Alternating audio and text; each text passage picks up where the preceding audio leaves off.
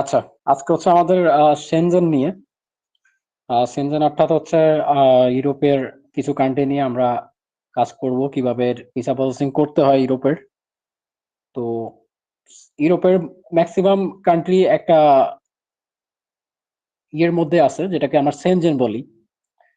অর্থাৎ সেনজেনের আওতাভুক্ত যেসব কান্ট্রি, তাদেরকে একত্রে সেনজেন কান্ট্রি বলা হয়। আর এই কান্ট্রিগুলোর যে কোনো একটা কান্ট্রির ভিসা পেলেই বাকি কান্ট্রিতে আপনি ইজিলি অ্যাক্সেস নিতে পারবেন। অর্থাৎ একটা কান্ট্রির ভিসা থাকলে প্রত্যেকটি কান্ট্রিতে আপনি ভিজিট করতে পারবেন উইদাউট এভরি মানে আদার ভিসা, যেটা হচ্ছে মনে করেন। আচ্ছা, সরি, সেটা হচ্ছে মনে করেন যে আমাদের বাংলাদেশের একটা ভিসা আছে, ইন্ডিয়ার ভিসা আছে। তো চাইলেই বা ইন্ডিয়ার ভিসা থাকলে যে বাংলাদেশে এন্ট্রি নিতে পারবে এমনটা না, বা বাংলাদেশের যদি কারো ভিসা থেকে থাকে সে চাইলে কিন্তু এই ভিসা দিয়ে ইন্ডিয়াতে এন্ট্রি নিতে পারবে না। প্রত্যেকটা কান্ট্রি আলাদা আলাদা ভিসার রুলস আছে, আলাদা আলাদা ডকুমেন্টেশন আছে। তো প্রত্যেকটা কান্ট্রির জন্য আলাদা আলাদা। অর্থাৎ আমাদের দেশের ভিসা পাইলেই যে আপনি সাপোজ ইন্ডিয়াতে চলে যেতে পারবেন এমনটা না। কিন্তু ইউরোপের বা যে সেনজেন ভুক্ত যে কান্ট্রি গুলা, এদের সিস্টেমটা পুরাই ভিন্ন।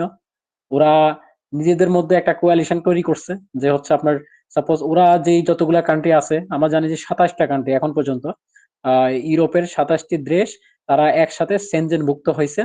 আর ওই 27টা দেশের মধ্যে যে কোনো একটা দেশের আপনি ভিসা পেলেই বাকি কান্ট্রি গুলাতে আপনি ইজিলি ট্রাভেল করতে পারবেন। অর্থাৎ অন্যান্য কান্ট্রির জন্য আলাদা আলাদা ভিসার প্রয়োজন হবে না।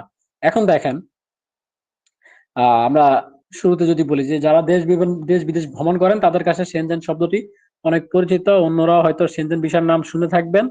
আর হচ্ছে সেনজেন ভিসা কিন্তু একটু অন্য দেশের থেকে আলাদা, যেটা আমি বললাম।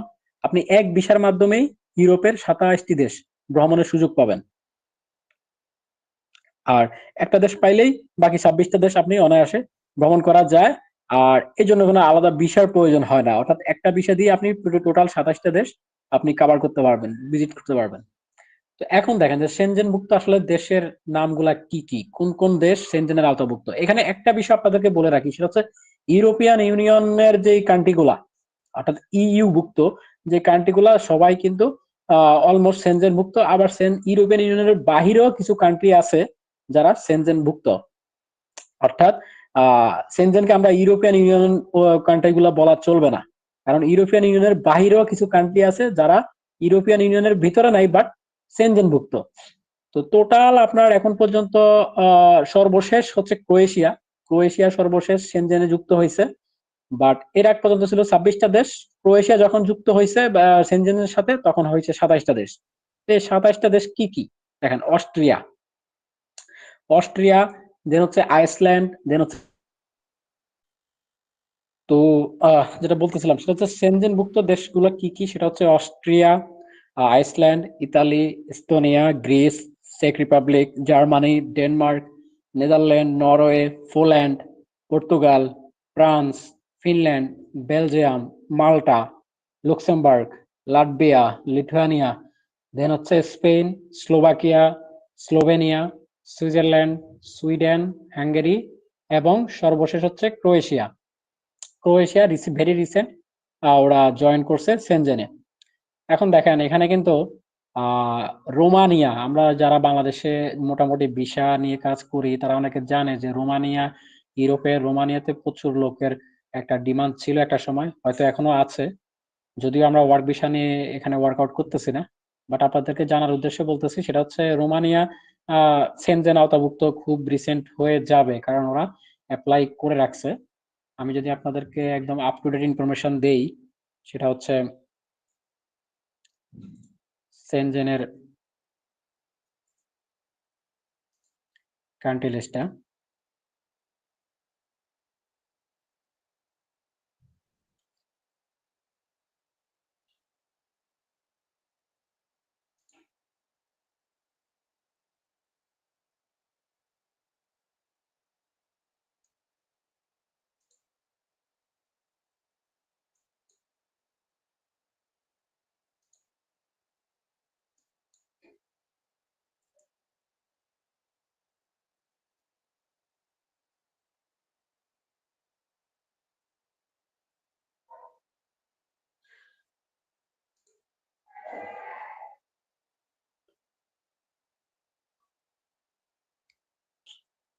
দেখেন, এখন ক্রোয়েশিয়া হচ্ছে লাস্ট কান্ট্রি জয়েন করছে সেনজেনে। এখনো 4টা কান্ট্রি যারা মোটামুটি প্রসিডিউর পর্যায়ে আছে, তারা হয়তো টুডে টুমোরো সেনজেন আওতাভুক্ত হবে। বাট এটা এখন আমরা শিওর দিয়ে বলতে পারতেছি না। সে 4টা কান্ট্রি হচ্ছে বুলগেরিয়া, দেন হচ্ছে রোমানিয়া, দেন হচ্ছে সাইপ্রাস, দেন হচ্ছে মন্টেনিগ্রো। এই 4টা হচ্ছে ওরা মোটামুটি অ্যাপ্লাই করে রাখছে, এরা হয়তো টুডে টুমোরো সেনজেন আওতাভুক্ত হবে, বাট এখন পর্যন্ত তারা সেনজেন আওতাভুক্ত না। যেহেতু ক্রোয়েশিয়া হয়ে গেছে, হয়তো এগুলো টুডে টুমোরো হয়ে যাবে। আর সাইপ্রাসের বিষয়টা আপনাদেরকে একটু ধারণা দেই, যেহেতু অনেকে সাইপ্রাস যদিও সেনজেন ভুক্ত না, কিন্তু বাংলাদেশের সাইপ্রাসে অনেক লোকজন যাচ্ছে। তো সাইপ্রাস নিয়ে একটু ব্রিফ দেই। সেটা হচ্ছে সাইপ্রাস একটা বলতে গেলে একটা দ্বীপ রাষ্ট্রে বলা চলে। বাট এখানে কিন্তু একটা বিশাল একটা ফ্যাক্ট আছে, যেটা অনেকে আমরা বাংলাদেশ থেকে জানি না। সাইপ্রাস হচ্ছে মূলত আহ, 4টা এরিয়া। এটা হচ্ছে উত্তর সাইপ্রাস, যেটাকে নর্থ সাইপ্রাস বলি, দেন হচ্ছে সাউথ সাইপ্রাস, দেন ইস্ট সাইপ্রাস, ওয়েস্ট সাইপ্রাস। এই ধরনের 4টা ল্যান্ড, 4টা কান্ট্রি ওদের টেক ওভার করে রাখছে। বাট ম্যাক্সিমামই ল্যান্ড হচ্ছে নর্থ সাইপ্রাস এবং হচ্ছে সাউথ সাইপ্রাস, অর্থাৎ উত্তর সাইপ্রাস এবং দক্ষিণ সাইপ্রাস। এখন এই উত্তর সাইপ্রাস আর দক্ষিণ সাইপ্রাস, এই দুইটার মধ্যে পার্থক্য কি? দুইটার মধ্যে পার্থক্য হচ্ছে, দুইটা এই যে দেখেন, আহ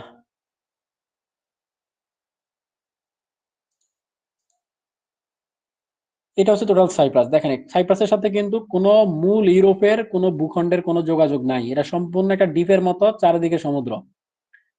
হ্যাঁ, চারিদিকে সাগর। হয়তো কাছাকাছি এই যে সিরিয়া, টার্কি কাছাকাছি, বাট এটা কিন্তু সম্পূর্ণ একদম দ্বীপ রাষ্ট্র।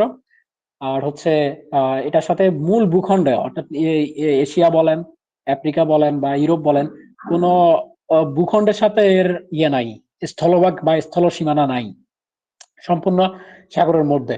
আর সাইপ্রাসের যে দুইটা পার্ট, এটা হচ্ছে দেখেন, একটা হচ্ছে এটাকে দক্ষিণ সাইপ্রাস বলে বা সাউথ সাইপ্রাস, আর এই পাশটা হচ্ছে উত্তর সাইপ্রাস। আমি যদি আপনাদেরকে আরেকটু ডিটেলস এটা শেয়ার করতে পারি, দেখেন।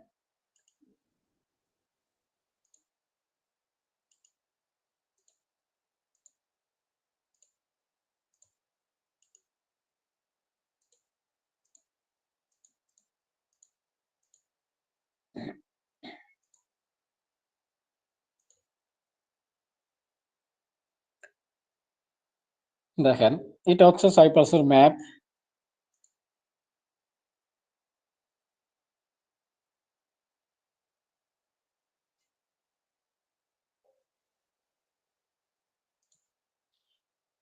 যে ইয়েলো সাইন, যেটা ইয়েলো যে এরিয়াটা, এটা হচ্ছে দেখেন যে টেরিটরি কন্ট্রোল বাই গ্রিক সাইপ্রিয়টস, মানে হচ্ছে এই পার্টটা হচ্ছে ওরা গ্রিস কন্ট্রোল করে রাখে, অর্থাৎ গ্রিসের কন্ট্রোলে। মূলত সাইপ্রাস নিয়ে একটা সমস্যা অ্যারাইজ হয়েছিল একটা সময়, যার কারণে টার্কি এবং হচ্ছে আপনার গ্রিস, এই দুটো কান্ট্রি সাইপ্রাসকে দখল করার জন্য একটা ওয়ান কাইন্ড অফ ওয়ার হয়ে গেছে, যুদ্ধ বেঁধে দিছে আর কি। তো যুদ্ধে যেটা হয়েছে, টার্কিশরা অর্থাৎ তুরস্ক একটা পার্ট দখল করছে, আর একটা পার্ট দখল করছে হচ্ছে আহ কি বলে গ্রিস। তো গ্রিস যে পার্টটা দখল দখল করছে ওইটাকে বলা হয় সাউথ সাইপ্রাস, যেটা হচ্ছে এই যে ইয়েলোটা।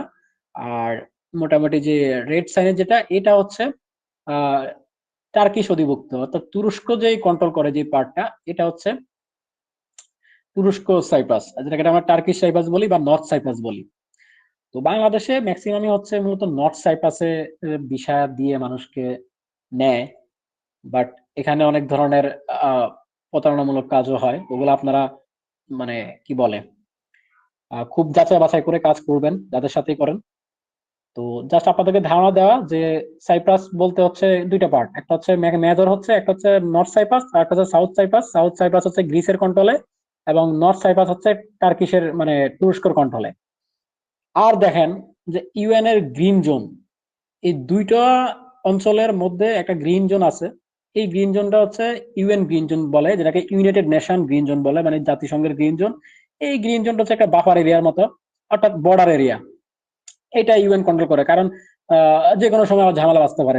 যেহেতু দুইটা কান্ট্রি, আমরা জানি যে তুরস্ক একটা স্বাধীন স্বাধীন রাষ্ট্র, গ্রিসও একটা স্বাধীন রাষ্ট্র। গ্রিস হচ্ছে ইউরোপিয়ান ইউনিয়নের অন্তর্ভুক্ত সেনজেন কান্ট্রি। তো তাদের একটা পাওয়ার আছে, তো যাতে করে দুই কান্ট্রি যাতে স্থল সীমানা নিয়ে যাতে ঝামেলা না করতে পারে, এই কারণে ইউনাইটেড নেশন করছে কি একটা বাফার জোন ক্রিয়েট করে দিছে, যে গ্রিন জোন, তুমি এদিকে এই পাশে আসতে পারবা না, বা টার্কিকে বলে রাখছে যে তুমি এই পাশে আসতে পারবা না। এর বাইরেও দেখেন যে আরো দুইটা জোন আছে, যেটাকে বলা হয় ডেকেলিয়া ইউকে সোভেরিন বেস এন্ড হচ্ছে একপ্রোট্রি ইউকে সোভেরিন বেস। এই যে আপনার এই কালার আর এই কালার দিয়ে, এটা হচ্ছে আপনার মূলত ব্রিটিশরা, অর্থাৎ ব্রিটিশ গভর্নমেন্ট বা ব্রিটিশ যেটা আমরা বলি, ব্রিটিশরা কন্ট্রোল করে রাখছে। অর্থাৎ সাইপ্রাসে অনেকগুলো পার্ট। তো ম্যাক্সিমামই যারা বাংলাদেশ থেকে যায় এরা মূলত নর্থ সাইপ্রাসে যায়। নর্থ সাইপ্রাস হচ্ছে টার্কি সাইপ্রাস, সেখানেও মোটামুটি যারা যে যায় ওইখানকার জীবন মান মানে নট ব্যাড, আমি খারাপ বলবো না, ভালো একটা লাইফস্টাইল মানুষ লিড করে। আবার আহ মিডল ইস্ট থেকে সাইপ্রাসটা বেটার হইতে পারে কাজের ক্ষেত্রে। অনেকে ইস্টার্ন বিষয় যায়, ইস্টার্ন বিষয়ে গিয়ে কাজ করে, এটা যার যার ইয়ে। বাট সাইপ্রাস কিন্তু ইউরোপিয়ান ইউনিয়ন বলেন বা সেনজেন বলেন কোনোটারই কিন্তু অন্তর্ভুক্ত না। সাইপ্রাসের লাইফস্টাইল একটু ভিন্ন, যেহেতু দ্বীপ রাষ্ট্র। আচ্ছা, আমরা সাইপ্রাস নিয়ে আর কথা না বাড়িয়ে আমরা আমাদের মূল আলোচনায় ফিরে আসি। দেন হচ্ছে সেনজেনের চুক্তি কত সালে হয়েছে দেখেন, 1985 সালে, অর্থাৎ 1985-এ লুক্সেমবার্গের একটা সেনজেন শহরে যে ইউরোপীয় দেশগুলো নিয়ে একটা চুক্তি স্বাক্ষর হয়। এখন এই সেনজেন নামক শহরে এই চুক্তিটা স্বাক্ষর হয়েছে বলেই এই চুক্তিটাকে বা এই টিটিটাকে সেনজেন টিটি বলে। আর এই কারণে এই বিষয়ের নামটা দেওয়া হয়েছে সেনজেন। মূলত সেনজেন একটা শহরের নাম, আর এটা হচ্ছে লুক্সেমবার্গে। লুক্সেমবার্গ একটা ইউরোপের একটা কান্ট্রি। লুক্সেমবার্গের সেনজেন শহরে এই চুক্তিটা সম্পাদিত হয়েছে। আচ্ছা, দেন হচ্ছে সেনজেনের অঞ্চলগুলো আমরা আলোচনা করছি যে মূলত এরা একটা একটা স্বাধীন একটা অঞ্চল, যে 27টা ইউরোপীয় দেশ, এই ইউরোপের দেশ নিয়ে আলাদা একটা অঞ্চল ক্রিয়েট করছে, অর্থাৎ যে কোনো একটা কান্ট্রির ভিসা পেলে সে এই পুরো অঞ্চলে ভিজিট করতে পারবে, অর্থাৎ ভ্রমণ করতে পারবে। আচ্ছা, দেন হচ্ছে দেখেন যে সেনজেন অঞ্চলের জনসংখ্যা প্রায় 42 কোটি, অর্থাৎ 42 crore। আয়তন হচ্ছে 43,12,099 বর্গ কিলোমিটার, আর প্রায় 17 লাখ মানুষ, প্রায় 17 lakhs মানুষ প্রতিদিন একটি অভ্যন্তরীণ ইউরোপীয় সীমান্ত পেরিয়ে কাজ করার জন্য অন্য দেশে যাতায়াত করে। অর্থাৎ এরা ইন্টার কান্ট্রি ভিজিট করে প্রায় 17 লাখ মানুষ। সাপোজ কেউ ফ্রান্স থেকে ইতালি যাচ্ছে, কেউ ইতালি থেকে ফ্রান্সে যাচ্ছে, বা ফ্রান্স থেকে জার্মানি যাচ্ছে, জার্মানি থেকে নেদারল্যান্ড যাচ্ছে, এই সেনজেন অঞ্চলে মানুষ কিন্তু 17 লাখ মানুষ কন্টিনিউ মুভ করতেছে পার ডে। অর্থাৎ যেহেতু একটা ওদের আহ, একই এরিয়া, সেনজেনে যে আপনার যে এলাকা, সেনজেন অঞ্চল যেটাকে বলে, সেনজেন অঞ্চল যেহেতু একই এলাকা, তো চাইলে এক কান্ট্রির লোক আর এক কান্ট্রিতে ভিজিট করতে পারে ইজিলি। আচ্ছা, তো দেন হচ্ছে আমরা কিছু ইনফরমেশন দিয়ে রাখছি যে আসলে কি পরিমাণ আমদানি রপ্তানি হয়, এটা আপনাদেরকে লেকচার শিট দিলে আপনারা এটা রিড আউট করে নেবেন। আচ্ছা, দেন হচ্ছে সেনজেন ভিসা মূলত কত দিনের জন্য দেয়, সেটা হচ্ছে দেখেন, সেনজেন দেশগুলোতে পর্যটন বা ট্যুরিজম যেটাকে বলে, পর্যটন কিংবা যে কোনো কাজে প্রত্যেক ব্যক্তি সর্বোচ্চ 90 দিন অবস্থান করতে পারে, যেটা হচ্ছে ভিসার ক্ষেত্রে। আর আহ, এক ভিসাতে 27টা দেশ বেড়ানো যায়। আর ভিসার মেয়াদ হচ্ছে 90 দিন। আর এই 90 দিনে ব্যবসা সংক্রান্ত বা হচ্ছে ট্যুরিজম বলেন, ভ্রমণ বলেন, আপনি ইউরোপে ঘুরে আসতে পারবেন 90 দিনের মধ্যে। আর বাংলাদেশি থেকে সেনজেন ভিসা নিয়ে সর্বোচ্চ 90 দিন ইউরোপে অবস্থান করতে পারবেন। আর এই ভিসার মেয়াদ হবে 6 মাস। 6 মাস নির্দিষ্ট মেয়াদে সেনজেন ভিসা ব্যবহার করে একাধিকবার সেনজেন এলাকা প্রবেশ করা গেলেও কোনো অবস্থাতেই সর্বমোট 90 দিনের বেশি সেখানে অবস্থান করা যাবে না। অর্থাৎ 90 দিনের ভেতরে আপনাকে ব্যাক করে চলে আসতে হবে। আচ্ছা, যেভাবে ভিসা আবেদন করবেন, যেভাবে ভিসা আবেদনের আমাদের যে মূল যে প্রসিডিউর গুলো, এটা আমরা অলরেডি জানি, যেহেতু আমরা এই 8 নাম্বার ক্লাসে অলরেডি যে কি কি বিষয় লাগবে। সেটা হচ্ছে দেখেন, ভ্রমণের শেষ হওয়ার পরে অন্তত 6 মাস যাতে মেয়াদ থাকে পাসপোর্টের, অর্থাৎ আপনার মেয়াদ 6 মাস আরো আছে, ওই টাইমে আপনি পাসপোর্ট দিয়ে অ্যাপ্লাই করবেন। আর হচ্ছে 2 কপি পাসপোর্ট সাইজ ছবি থাকবে, ছবি লাগবে, আর ছবিতে আপনার ফুল ফেস আসবে। আর হচ্ছে কি কি আরো রিকোয়ারমেন্ট ছবির, আমরা একটা লিংক দিয়ে দিয়েছি আপনাদেরকে, পিডিএফ এ লিংকে ক্লিক করলে আরো ডিটেলস দেখে আসতে পারবেন। দেন হচ্ছে পাসপোর্টে ব্যক্তিগত তথ্যের পৃষ্ঠাগুলোর পরিষ্কার ফটোকপি সংযুক্ত করতে হবে, অর্থাৎ পাসপোর্টের যে পেজে আপনার নাম থাকবে, আপনার ডিটেলস, আপনার ইনফরমেশন, ওইটা একদম পরিষ্কার ফটোকপি সংযুক্ত করতে হবে। আরেকটা বিষয়, সেটা হচ্ছে প্রতিটি কাগজের মূল কপির সাথে একটি করে ফটোকপিও জমা দিতে হবে। অর্থাৎ আপনার যে মূল কপি থাকবে প্রত্যেকটা কপির সাথে আপনি একটা ফটোকপিও জমা নেবেন। আর কোনো ডকুমেন্ট বাংলা থাকলে যেমন আমরা ট্রেড লাইসেন্স, বাংলাদেশে অনেক জায়গায় বাংলা হয়, ওইটা আপনি নোটারি করে দিবেন ইংরেজিতে, বা অনেক সময় জার্মান অনুবাদও করতে হয় জার্মানির ক্ষেত্রে। আর হচ্ছে ইম্পর্টেন্ট স্বাস্থ্য বীমা হেলথ ইন্স্যুরেন্স করতে হবে। দেন হচ্ছে ভ্রমণ ভিসার ক্ষেত্রে কি কি কাগজপত্র, সেটা হচ্ছে কোন কোন জায়গায় ভ্রমণ করবেন সেগুলোর বিস্তারিত তথ্য আমরা অলরেডি আপনাদেরকে লাস্ট ক্লাসে একটা ট্রাভেল প্ল্যান দিয়ে দিয়েছি। ওইটা হচ্ছে ট্রাভেল প্ল্যান, যে ওই একটা ডকুমেন্ট হবে যে আপনি কোন কোন ডেটে কোন কোন কান্ট্রি ভিজিট করবেন বা কোন কোন এরিয়াতে যাবেন, ওইটা একটা ট্রাভেল প্ল্যান দিতে হবে। আর বিগত 3 মাসের ব্যক্তিগত ব্যাংক হিসাব বিবরণ, অর্থাৎ লাস্ট 3 মাসের আপনার পার্সোনাল ব্যাংকের হিসাবটা আপনি দিবেন, ব্যাংক স্টেটমেন্ট যেটাকে বলি। আর হচ্ছে কোনো সময় আপনাকে হোটেল বুকিং কনফার্মেশনও দিতে হবে। আর হচ্ছে প্রযোজ্য ক্ষেত্রে ম্যারেজ সার্টিফিকেট, যারা স্পাউস নিয়ে যেতে চাচ্ছেন সেক্ষেত্রে তাদের ম্যারেজ সার্টিফিকেট দিতে হবে, বা ছেলে সন্তান গেলে যদি এনআইডি না থাকে বা তাকে বার্থ সার্টিফিকেট এবং সন্তান সন্ততির তথ্য দিবেন। আর বিজনেস ভিসার ক্ষেত্রে কি, বিজনেস ভিসার ক্ষেত্রে হচ্ছে বাংলাদেশের যে প্রতিষ্ঠান বা কোম্পানির পক্ষ থেকে ভ্রমণে যাচ্ছেন সেই প্রতিষ্ঠানের তরফে ভ্রমণের প্রয়োজনীয়তা ব্যাখ্যা করে লিখা সিডি জমা দিতে হবে, অর্থাৎ যেটাকে এক কথা এনওসি বলে, এনওসি ফরম্যাট। আর হচ্ছে কোম্পানির পাঠানো আমন্ত্রণ পত্রের মূল কপি, অর্থাৎ আপনি যদি বিজনেস ভিসা যাচ্ছেন অবশ্যই কোনো বিজনেস ডিল করতে যাবেন, তো বিজনেস ডিল করতে হলে অবশ্যই আপনাকে ওই যে দেশের বিজনেসম্যানের সাথে মিট করবে যাবেন বা যে কোম্পানির সাথে ডিলিংসে যাবেন, তো সেই কোম্পানি অবশ্যই আপনাকে একটা ইনভিটেশন লেটার পাঠাবে যে আপনি ওই কান্ট্রিতে ভিজিট করতে যাচ্ছেন। তো ওই ইনভিটেশন লেটারটা আপনি আহ ইয়ে করবেন, ফটোকপি বা মূল কপি আপনি সাথে করে রাখবেন। দেন হচ্ছে ট্রেড লাইসেন্স এবং কোম্পানির বিগত 3 মাসের ব্যাংক হিসাব বিবরণী, অর্থাৎ যেহেতু আপনি বিজনেস ভিসা যাচ্ছেন সেক্ষেত্রে আপনার বিজনেস আছে, তো ওই যে কোম্পানি ওপেন করছেন ওই কোম্পানির ট্রেড লাইসেন্স থাকবে, আর হচ্ছে কোম্পানির যে বিজনেস অ্যাকাউন্ট অর্থাৎ কারেন্ট অ্যাকাউন্ট, যেটা ওই কারেন্ট অ্যাকাউন্টের আপনার 3 মাসের সর্বশেষ 3 মাসের ব্যাংক স্টেটমেন্টটা সাথে নিতে হবে। দেন হচ্ছে কোম্পানির সার্টিফিকেট অফ ইনকর্পোরেশন, অর্থাৎ যাদের কোম্পানি আছে, অর্থাৎ শুধু ট্রেড লাইসেন্স না, ট্রেড লাইসেন্স হচ্ছে প্রোপ্রাইটারশিপ, আর যারা আরজেএসসি থেকে কোম্পানি ফরমেশন করছে, অর্থাৎ একটা কোম্পানি ইনকর্পোরেশন সার্টিফিকেট আছে, তো তাদেরকে আপনার তাদের ক্ষেত্রে ট্রেড লাইসেন্স তো দিতেই হবে, প্লাস হচ্ছে ইনকর্পোরেশন সার্টিফিকেট এবং আর্টিকেল অফ মেমোরেন্ডাম, ওইটা আমরা অলরেডি আপনাদেরকে হয়তো দেখিয়ে দিয়েছি, দেখলে বুঝবেন। দেন হচ্ছে বাংলাদেশ এবং বাংলাদেশের বাইরে লেনদেনের তথ্য, এটা হচ্ছে যাদের প্রযোজ্য তাদের জন্য, বাট আপনাদের অনেকাংশে লাগবে না। তো এই বিষয়গুলা হচ্ছে আপনার মেনটেন করতে হবে বিজনেস ভিসার জন্য। আর যদি কারোর সাথে দেখা করতে যান, জাস্ট ইনভিটেশন নিয়ে, যে কারোর সাথে আপনি কোনো রিলেটিভ আছে, রিলেটিভের সাথে দেখা করতে যাবেন, তো সেক্ষেত্রে কি কি জিনিস লাগবে এখানে আমরা অ্যাজ লাইক ইজ লিখে দিয়েছি। তো এই হচ্ছে বিষয়। আর হচ্ছে সেনজেন ভিসা ইস্যু হতে সাধারণত 7 কর্মদিবস লাগে, আবার অনেকাংশে যদি আপনার ইভালুয়েট করে এম্বাসি সেক্ষেত্রে 3 থেকে 4 সপ্তাহ পর্যন্ত লেগে যায়, বাট এটা ম্যাক্সিমাম 6 সপ্তাহ, অর্থাৎ 1.5 মাসের ভিতরে আপনারা একটা রেজাল্ট পাবেন। আর প্রতিটা ভিসার জন্য সাক্ষাৎকারের পরপরই অ্যাডমিনিস্ট্রেশন ফি জমা দিতে হয়। আর ভিসা ইস্যু হওয়ার পর পাসপোর্ট সংগ্রহের সময় ভিসার তথ্যগুলো দেখে নিতে হবে। যারা বাংলাদেশের কোনো ব্যক্তির কাছে আমন্ত্রণ পত্র পাঠাতে চান তারা ভিসা আবেদনকারীর কাছে আমন্ত্রণ পত্র পাঠিয়ে দিন, এবং ভ্রমণকারীর ভিসা আবেদনের সঙ্গে আপনার পাঠানো আমন্ত্রণ পত্র দূতাবাসে জমা দিতে হবে, অর্থাৎ ইনভিটেশন লেটার দূতাবাসে আপনারা জমা দিবেন। আর সাক্ষাৎকারের প্রশ্ন সম্পর্ক লিখলে কি হয় অর্থাৎ কি কি কোশ্চেন করতে পারে আপনাদেরকে এমবাসি যখন ফেস করবেন। তো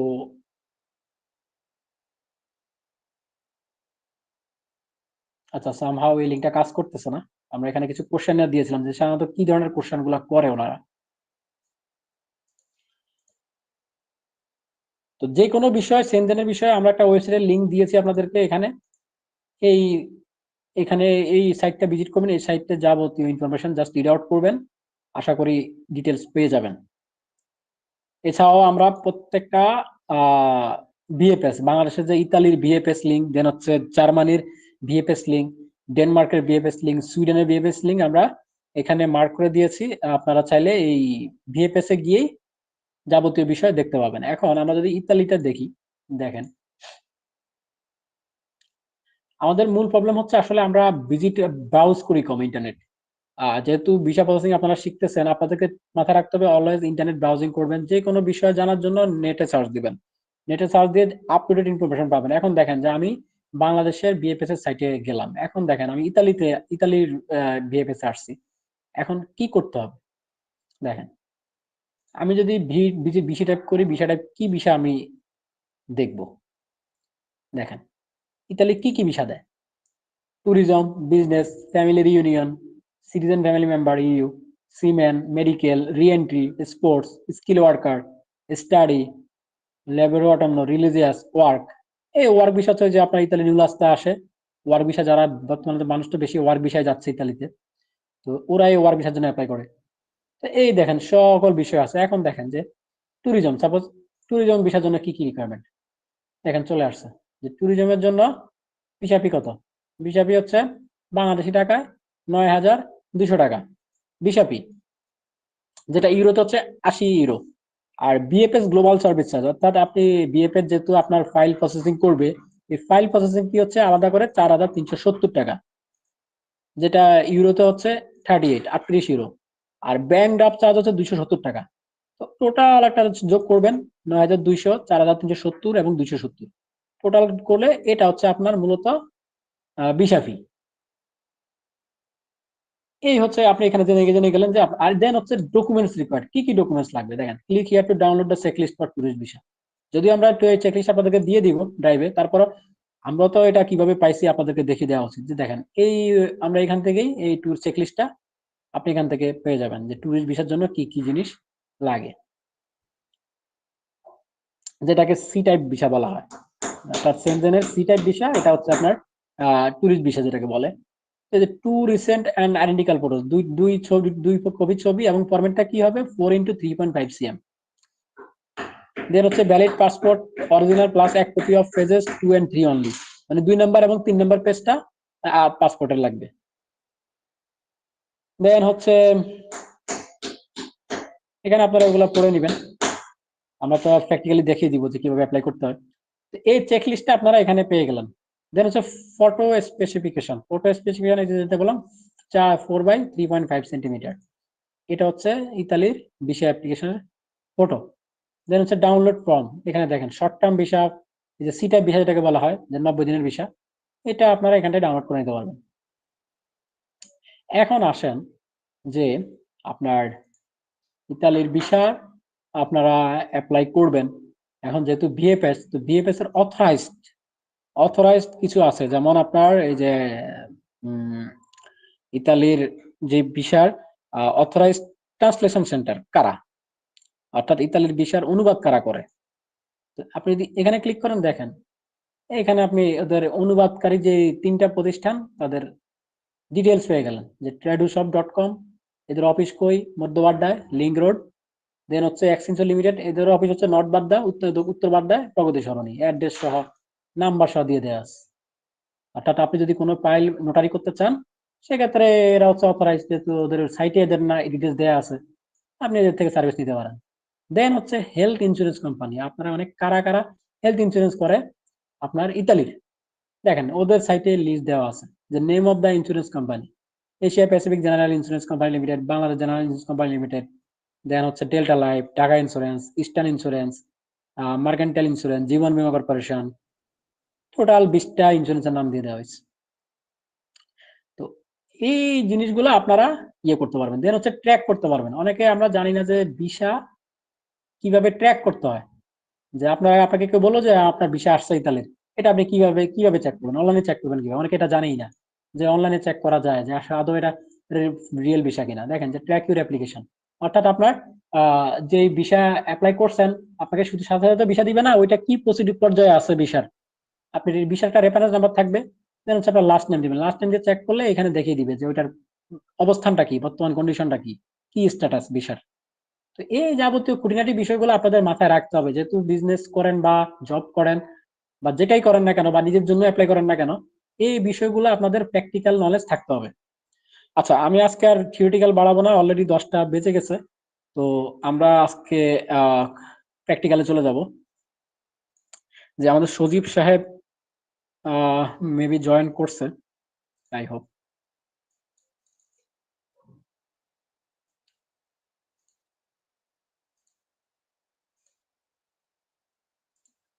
জি সজীব সাহেব আছেন তো না? জি জি। আচ্ছা, আমি তাহলে প্রেজেন্টিং আপনাকে কোস্ট করা হয়েছে, আপনি আপনার এন্ড থেকে করেন, আপনার অন্য কোনো আইডি কে কোর্স করতে হবে ওয়াই? না না না। তাহলে ইয়ে করেন, শেয়ার করেন। হ্যাঁ, স্ক্রিন দেখা যাচ্ছে, ইগনোর করেন।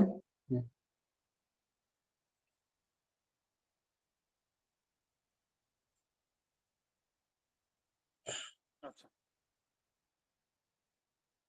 তো আমরা আজকে হচ্ছে সেনজেনের তিনটা কান্ট্রি নিয়ে বেসিক্যালি ডিসকাস করব, যেটা হচ্ছে সুইডেন এম্বাসির থ্রুতে তিনটা এম্বাসি রিপ্রেজেন্টেটিভ, সুইডেন এম্বাসি, সেটা হচ্ছে সুইডেন, নেদারল্যান্ড, পোল্যান্ড। তো তিনটা সেম ডকুমেন্ট। আর এই সুইডেন এম্বাসিতে হচ্ছে ট্যুরিস্ট ভিসা বলেন, বিজনেস ভিসা বলেন, ইজিয়েস্ট, সাবমিশনও সহজ, আর হচ্ছে ভিসা রেশিও খুব ভালো। যারা মোটামুটি ফ্রিকুয়েন্ট ট্রাভেলার তাদের ভিসা পাওয়ার পসিবিলিটি বেশি।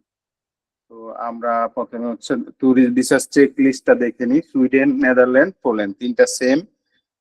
তো এখানে হচ্ছে চেক লিস্টটা আমরা কই থেকে পাবো সেটা এতক্ষণে দেখছেন, যে কোনো বিএফএস এর, মানে সুইডেন বিএফএস এর লিংকে গেলেই আমরা সুইডেনের যে ভিসা ক্যাটাগরি, বাংলাদেশ থেকে যে ভিসাগুলো হয়, tourist, business, family visit, official যে বিজনেস পারপাস, বা হচ্ছে কোনো কনফারেন্সে যান, তো এই ভিসাগুলো শর্ট টার্ম, লং টার্ম ভিসাগুলো এম্বাসি ইস্যু করে থাকে।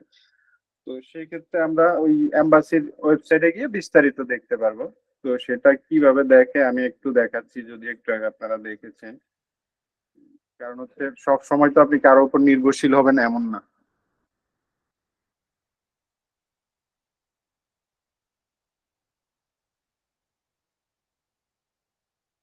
সুইডেন বিএফএস যদি লিখে আমরা সার্চ করি, সরাসরি সুইডেন বিএফএস এ বাংলাদেশের যে ঢাকার ইয়েটা আছে, এটা লিঙ্কটা চলে আসতেছে।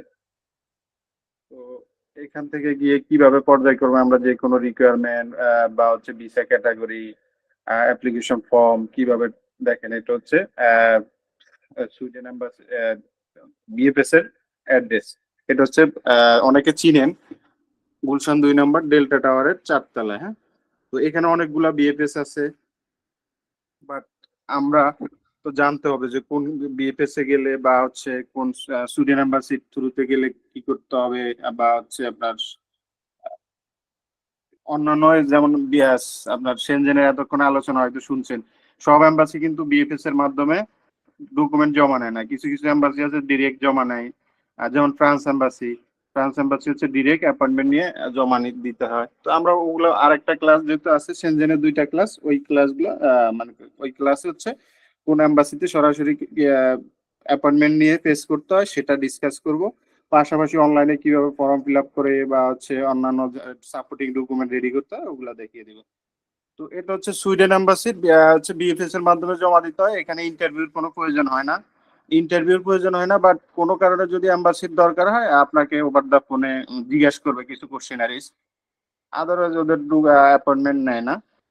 আর ডকুমেন্ট গুলো রেডি করে হচ্ছে আমরা সুইডেন এম্বাসির যে বিএফএস আছে ওই বিএফএস এ জমা দিই সাপোর্টিং ডকুমেন্ট। ওখানে গেলে হচ্ছে আমাদের ডকুমেন্ট যদি সব ঠিকঠাক থাকে জমা নিবে, জমা নিয়ে আমাদের বায়োমেট্রিক নিয়ে ডকুমেন্ট জমা দিবে। এরপরে হচ্ছে আমাদেরকে একটা আইসিআর কপি দিবে, যেটার দ্বারা আমরা ট্র্যাকিং করে দেখতে পারবো যে পাসপোর্টের স্ট্যাটাস কি আছে। তো এই হচ্ছে প্রসিডিউর।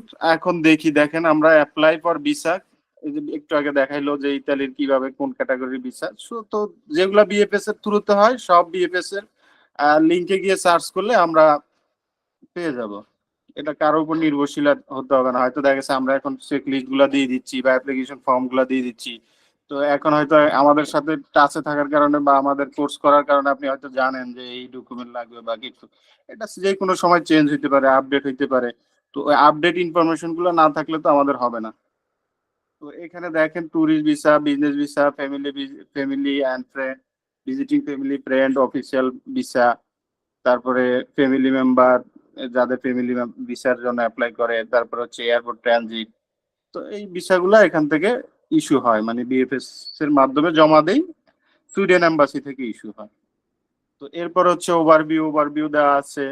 মানে এখানে হচ্ছে আরেকটা জিনিস আমি বলি, সেনজেনের যে কোনো কান্ট্রিতে শর্ট টার্ম ভিসার জন্য অ্যাপ্লাই করলে 3 মাস, মানে 3 মাসের ভিতরে করতে হবে। 3 মাসের ওভার, মানে আমি আজকে অ্যাপ্লাই করবো, ট্রাভেল প্ল্যান দেখাচ্ছি 4 মাস পর, ওইটা এইভাবে করা যাবে না। তো ম্যাক্সিমাম 3 মাসের ভিতরে ট্রাভেল প্ল্যান দেখাইতে হবে, যে আজকে থেকে 3 মাস পর আমি যাচ্ছি, এরকম ট্রাভেল প্ল্যান দেখাতে হবে। তো এটা হচ্ছে শর্ট টার্ম ভিসার জন্য। আর লং টার্ম ভিসার জন্য তো আমরা জানি, যেমন ইতালিতে অনেক সময় লাগে এখন, বা হচ্ছে ফ্যামিলি ভিসার জন্য অনেক সময় লাগে, সেটা ডিপেন্ড করে। আর ম্যাক্সিমাম সেনজেন কান্ট্রি হচ্ছে আমরা যেইভাবে ট্রাভেল প্ল্যান দিই, ভিসা দিক আর না দিক, এর ট্রাভেল প্ল্যানের আগে পাসপোর্ট রিটার্ন করে। এরপর হচ্ছে ভিসা ফি। ভিসা ফি সেনজেনের হচ্ছে ভিসা ফি পার অ্যাডাল্টের জন্য হচ্ছে মানে অ্যাডাল্ট কাউন্ট করে হচ্ছে 12 বছর প্লাস যাদের বয়স, তাদেরকে অ্যাডাল্ট হিসেবে কাউন্ট করে। তো তাদের জন্য 80 ইউরো। তো 80 ইউরো সমপরিমাণ ভিসা বাংলা বিডিটি যা থাকে কনভার্টেশন রেট অনুসারে আপনার এটা আসে, বা বিএফএস এর ইয়াতে দেওয়া থাকে, ওয়েবসাইটে দেওয়া থাকে। তো বেসিক্যালি হচ্ছে আমরা 80 ইউরো ভিসা ফি ধরে নিব।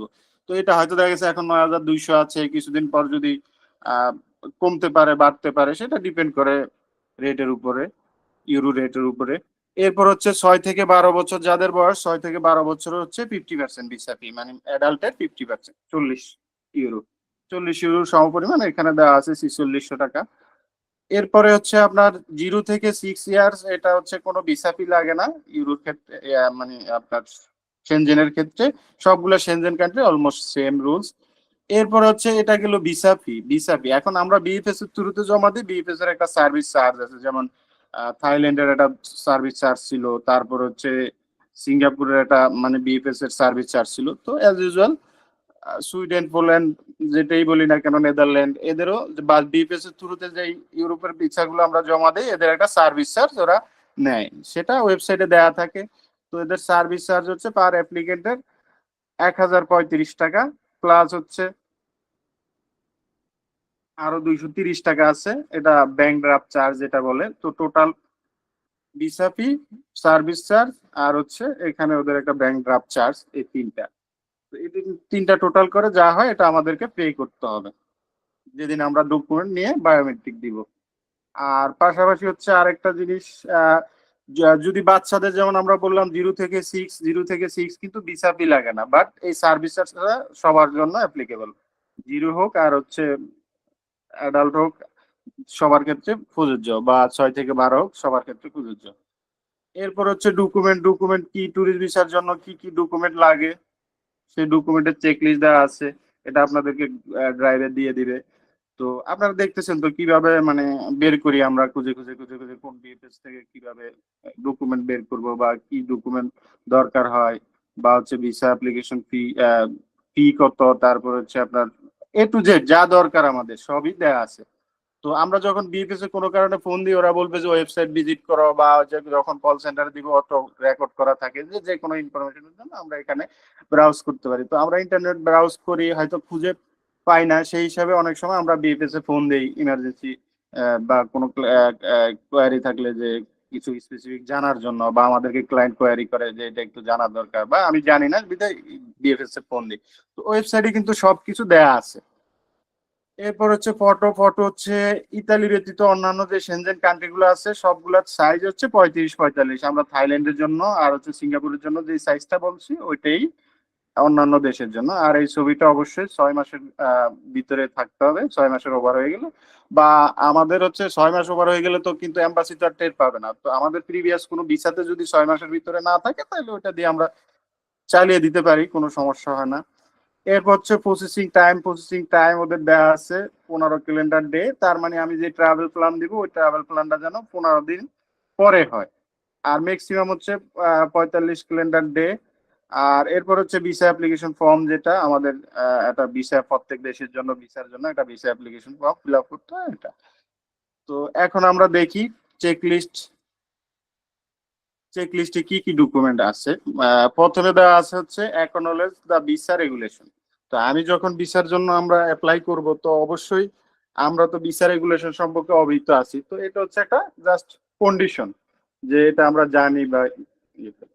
এরপরে হচ্ছে আপনার 2 number, completed and sign application form. একটা অ্যাপ্লিকেশন সেনজেন ভিসার যে অ্যাপ্লিকেশন ফর্মটা আছে, এটার একটা নাম্বার আছে। তো এটা ফ্রি অফ কস্টে আমরা এখান থেকে ডাউনলোড করতে পারবো। দেখেন যে ভিসা অ্যাপ্লিকেশন ফর্ম,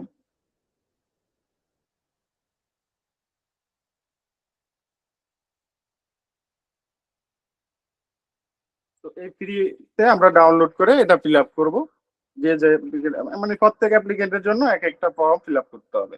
এখানে কি কি ইনফরমেশন দেওয়া আছে আমরা দেখিয়ে দিব যে কিভাবে ফিল আপ করতে হয়। এখানে হচ্ছে আপনার 2 নাম্বার গেল ভিসা অ্যাপ্লিকেশন ফর্ম। এটা ফর্মটা ফিল আপ আমরা হাতে লিখেও করতে পারি, বাট কম্পিউটার টাইপ করে করলে এটা সুন্দর হয়, দেখতে সুন্দর, প্রিন্ট দিলে সুন্দর। তো সেই হিসাবে আর হাতে লিখতে গেলে হয়তো আমাদের অনেক সময় হ্যান্ড রিটেন ভালো, রাইটিং ভালো না হওয়ার কারণে দেখতে গিঞ্জি মিঞ্জি মনে হয়।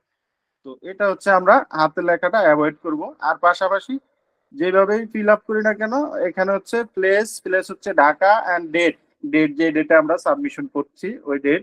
আর এখানে হচ্ছে আমাদের প্রত্যেকের মানে অ্যাজ পার পাসপোর্ট সিগনেচার দিতে হয়।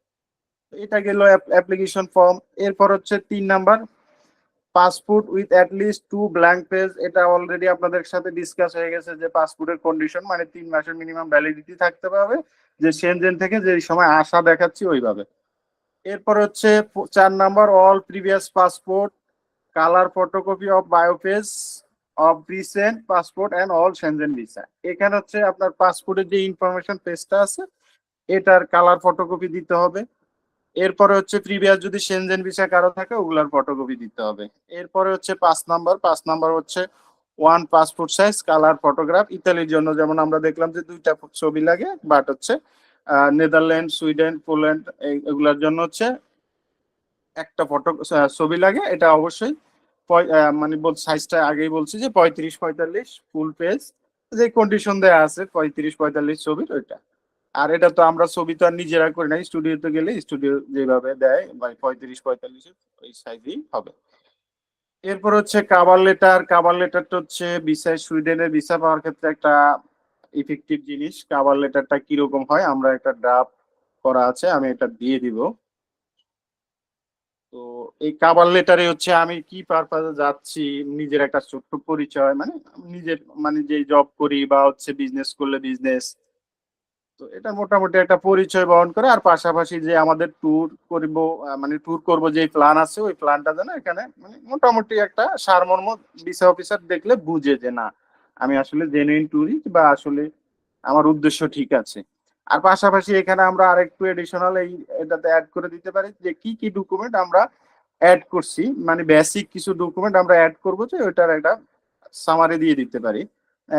আর ভিসা রিকোয়েস্ট লেটার যেটা, এটা 2 পৃষ্ঠা, 3 পৃষ্ঠা, 10 পৃষ্ঠা, মানে মোটামুটি আপনার স্ট্যান্ডার্ড সাইজ করার জন্য যদি 2 পৃষ্ঠা হয় বা স্ট্যান্ডার্ড একটা লেটার লেখার জন্য 2 পৃষ্ঠা হয় কোনো সমস্যা নাই। অনেকে বলে যে ভিসা রিকোয়েস্ট লেটারটা 1 পৃষ্ঠা হয়, 1 পৃষ্ঠা যার কিছু বলার থাকে না তার 1 পৃষ্ঠাই হয়, বাট যার এডিশনাল কিছু বলার থাকে তার 2 পৃষ্ঠা হলেও কোনো সমস্যা নাই। বাট যৌক্তিক কথাবার্তা থাকতে হবে, অযৌক্তিক কোনো কথাবার্তা থাকলে তাহলে ভিসা অফিসার এংরি হবে, কারণ হচ্ছে এডিশনাল কিছু অ্যাড করতে গিয়ে কিন্তু খারাপ মানে উল্টাপাল্টা কিছু লিখলে হবে না। এরপরে হচ্ছে কাভার লেটার গেল। আমাদের হচ্ছে letter from present employer. Letter from present employer বলতে আমাদের যে অফিসে জব করি,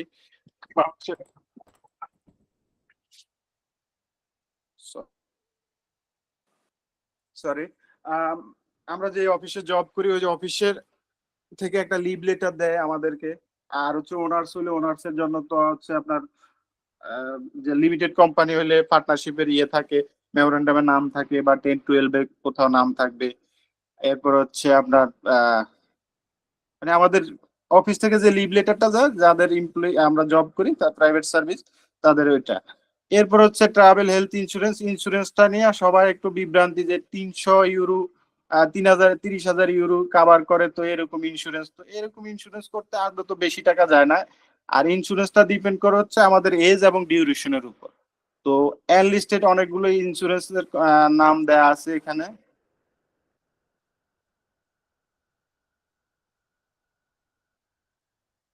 দেখেন এদের ব্যতীত আমরা যদি অন্য কোনো এজেন্সি থেকে বা অন্য কোনো ইন্স্যুরেন্স কোম্পানি থেকে ইন্স্যুরেন্স করি তাহলে এটা অ্যাকসেপ্টেবল না।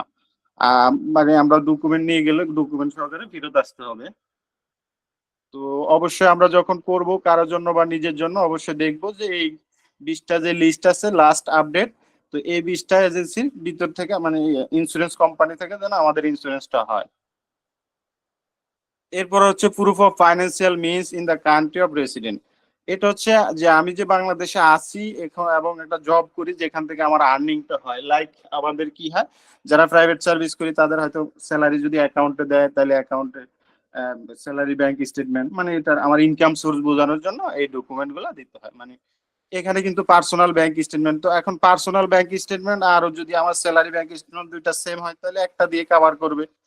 তো আর যদি ইন্ডিভিজুয়াল হয় ইন্ডিভিজুয়াল, আর আমরা যখন অফিস থেকে জব করি তখন তো অফিস থেকে যদি স্যালারি ক্যাশে দেয় তাহলে স্যালারি একটা পে স্লিপ দিবে বা স্যালারি সার্টিফিকেট দিবে, যার ক্ষেত্রে যেটা প্রযোজ্য হয়। এগুলো তো আমরা প্রিভিয়াস ক্লাসগুলোতে মানে এগুলা নিয়ে বিস্তারিত আলোচনা হয়েছে, আশা করি সবাই জানেন।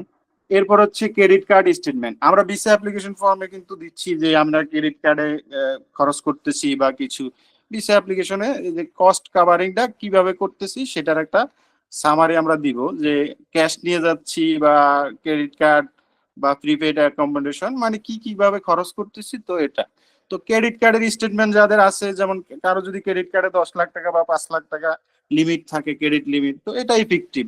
আপনার 10 লাখ টাকা খরচ করার অ্যাবিলিটি আছে, ব্যাংক আপনাকে ওই ইয়ে দিচ্ছে, তো সেক্ষেত্রে আপনার ক্রেডিট কার্ডের স্টেটমেন্ট দিতে পারেন। এটা ভালো জিনিস যদি কারো ক্রেডিট কার্ড থাকে, যদি আমি ব্যক্তিগতভাবে ক্রেডিট কার্ডে নিরুৎসাহিত করি। এরপর হচ্ছে আমাদের আইটিনারি। আইটিনারিটা কিরকম হয়, আইটিনারি তারপর হচ্ছে আমাদের আইটিনারিটার সাথে পরিচিত আমরা অবশ্যই। আইটিনারি তারপর হচ্ছে আমাদের ইন্স্যুরেন্স, কিছু জিনিসের সাথে মিল থাকতে হয়, আদারওয়াইজ এম্বাসি বা বিএফএসে গেলে আমাদের ডকুমেন্ট চেক করে ওরা রিটার্ন করে দেয়। তো আইটিনারিতে আমরা যেটা দিচ্ছি সেটার সাথে অবশ্যই আমাদের যে ট্রাভেল প্ল্যান দিচ্ছে ওটার মিল থাকতে হবে, বা অফিস থেকে ছুটি নিচ্ছে ওগুলোর সাথে মিল থাকতে হবে। দেখেন আমি দেখাচ্ছি হচ্ছে এখানে 15 তারিখ যাচ্ছি আর 21 তারিখে এপ্রিলে ব্যাক করতেছি।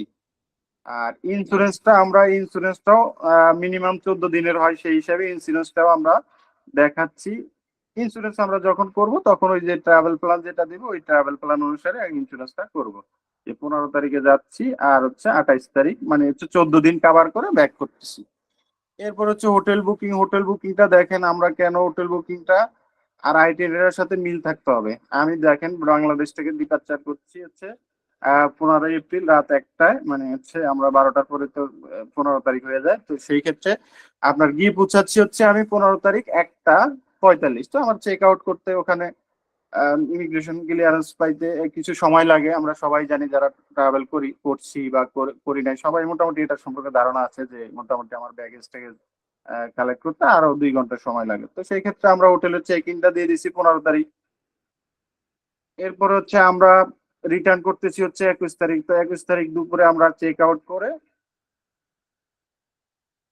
ফ্লাইট ধরবো, এইভাবে ট্রাভেল প্ল্যানটা দিয়ে দিচ্ছি। পাশাপাশি আমরা ওই যে কানাডার ক্লাসে হচ্ছে দেখিয়ে দিয়েছি কিভাবে একটা সুন্দর ট্রাভেল প্ল্যান করা যায়। আর এই ট্রাভেল প্ল্যান গুলো আপনারা চাইলে ইউরোপের জন্য ট্রাভেল প্ল্যান করতে পারেন গুগল করে বিভিন্ন। প্রথমে আমরা বের করতে হবে যে সুইডেন যাব, সুইডেনে ইফেক্টিভ কি মানে দেখার মতো বা হচ্ছে ভিজিট প্লেস গুলা কি কি আছে যেগুলা মানুষ ভিজিট করতে যায়, তো এরকম প্লেস দেখাবো।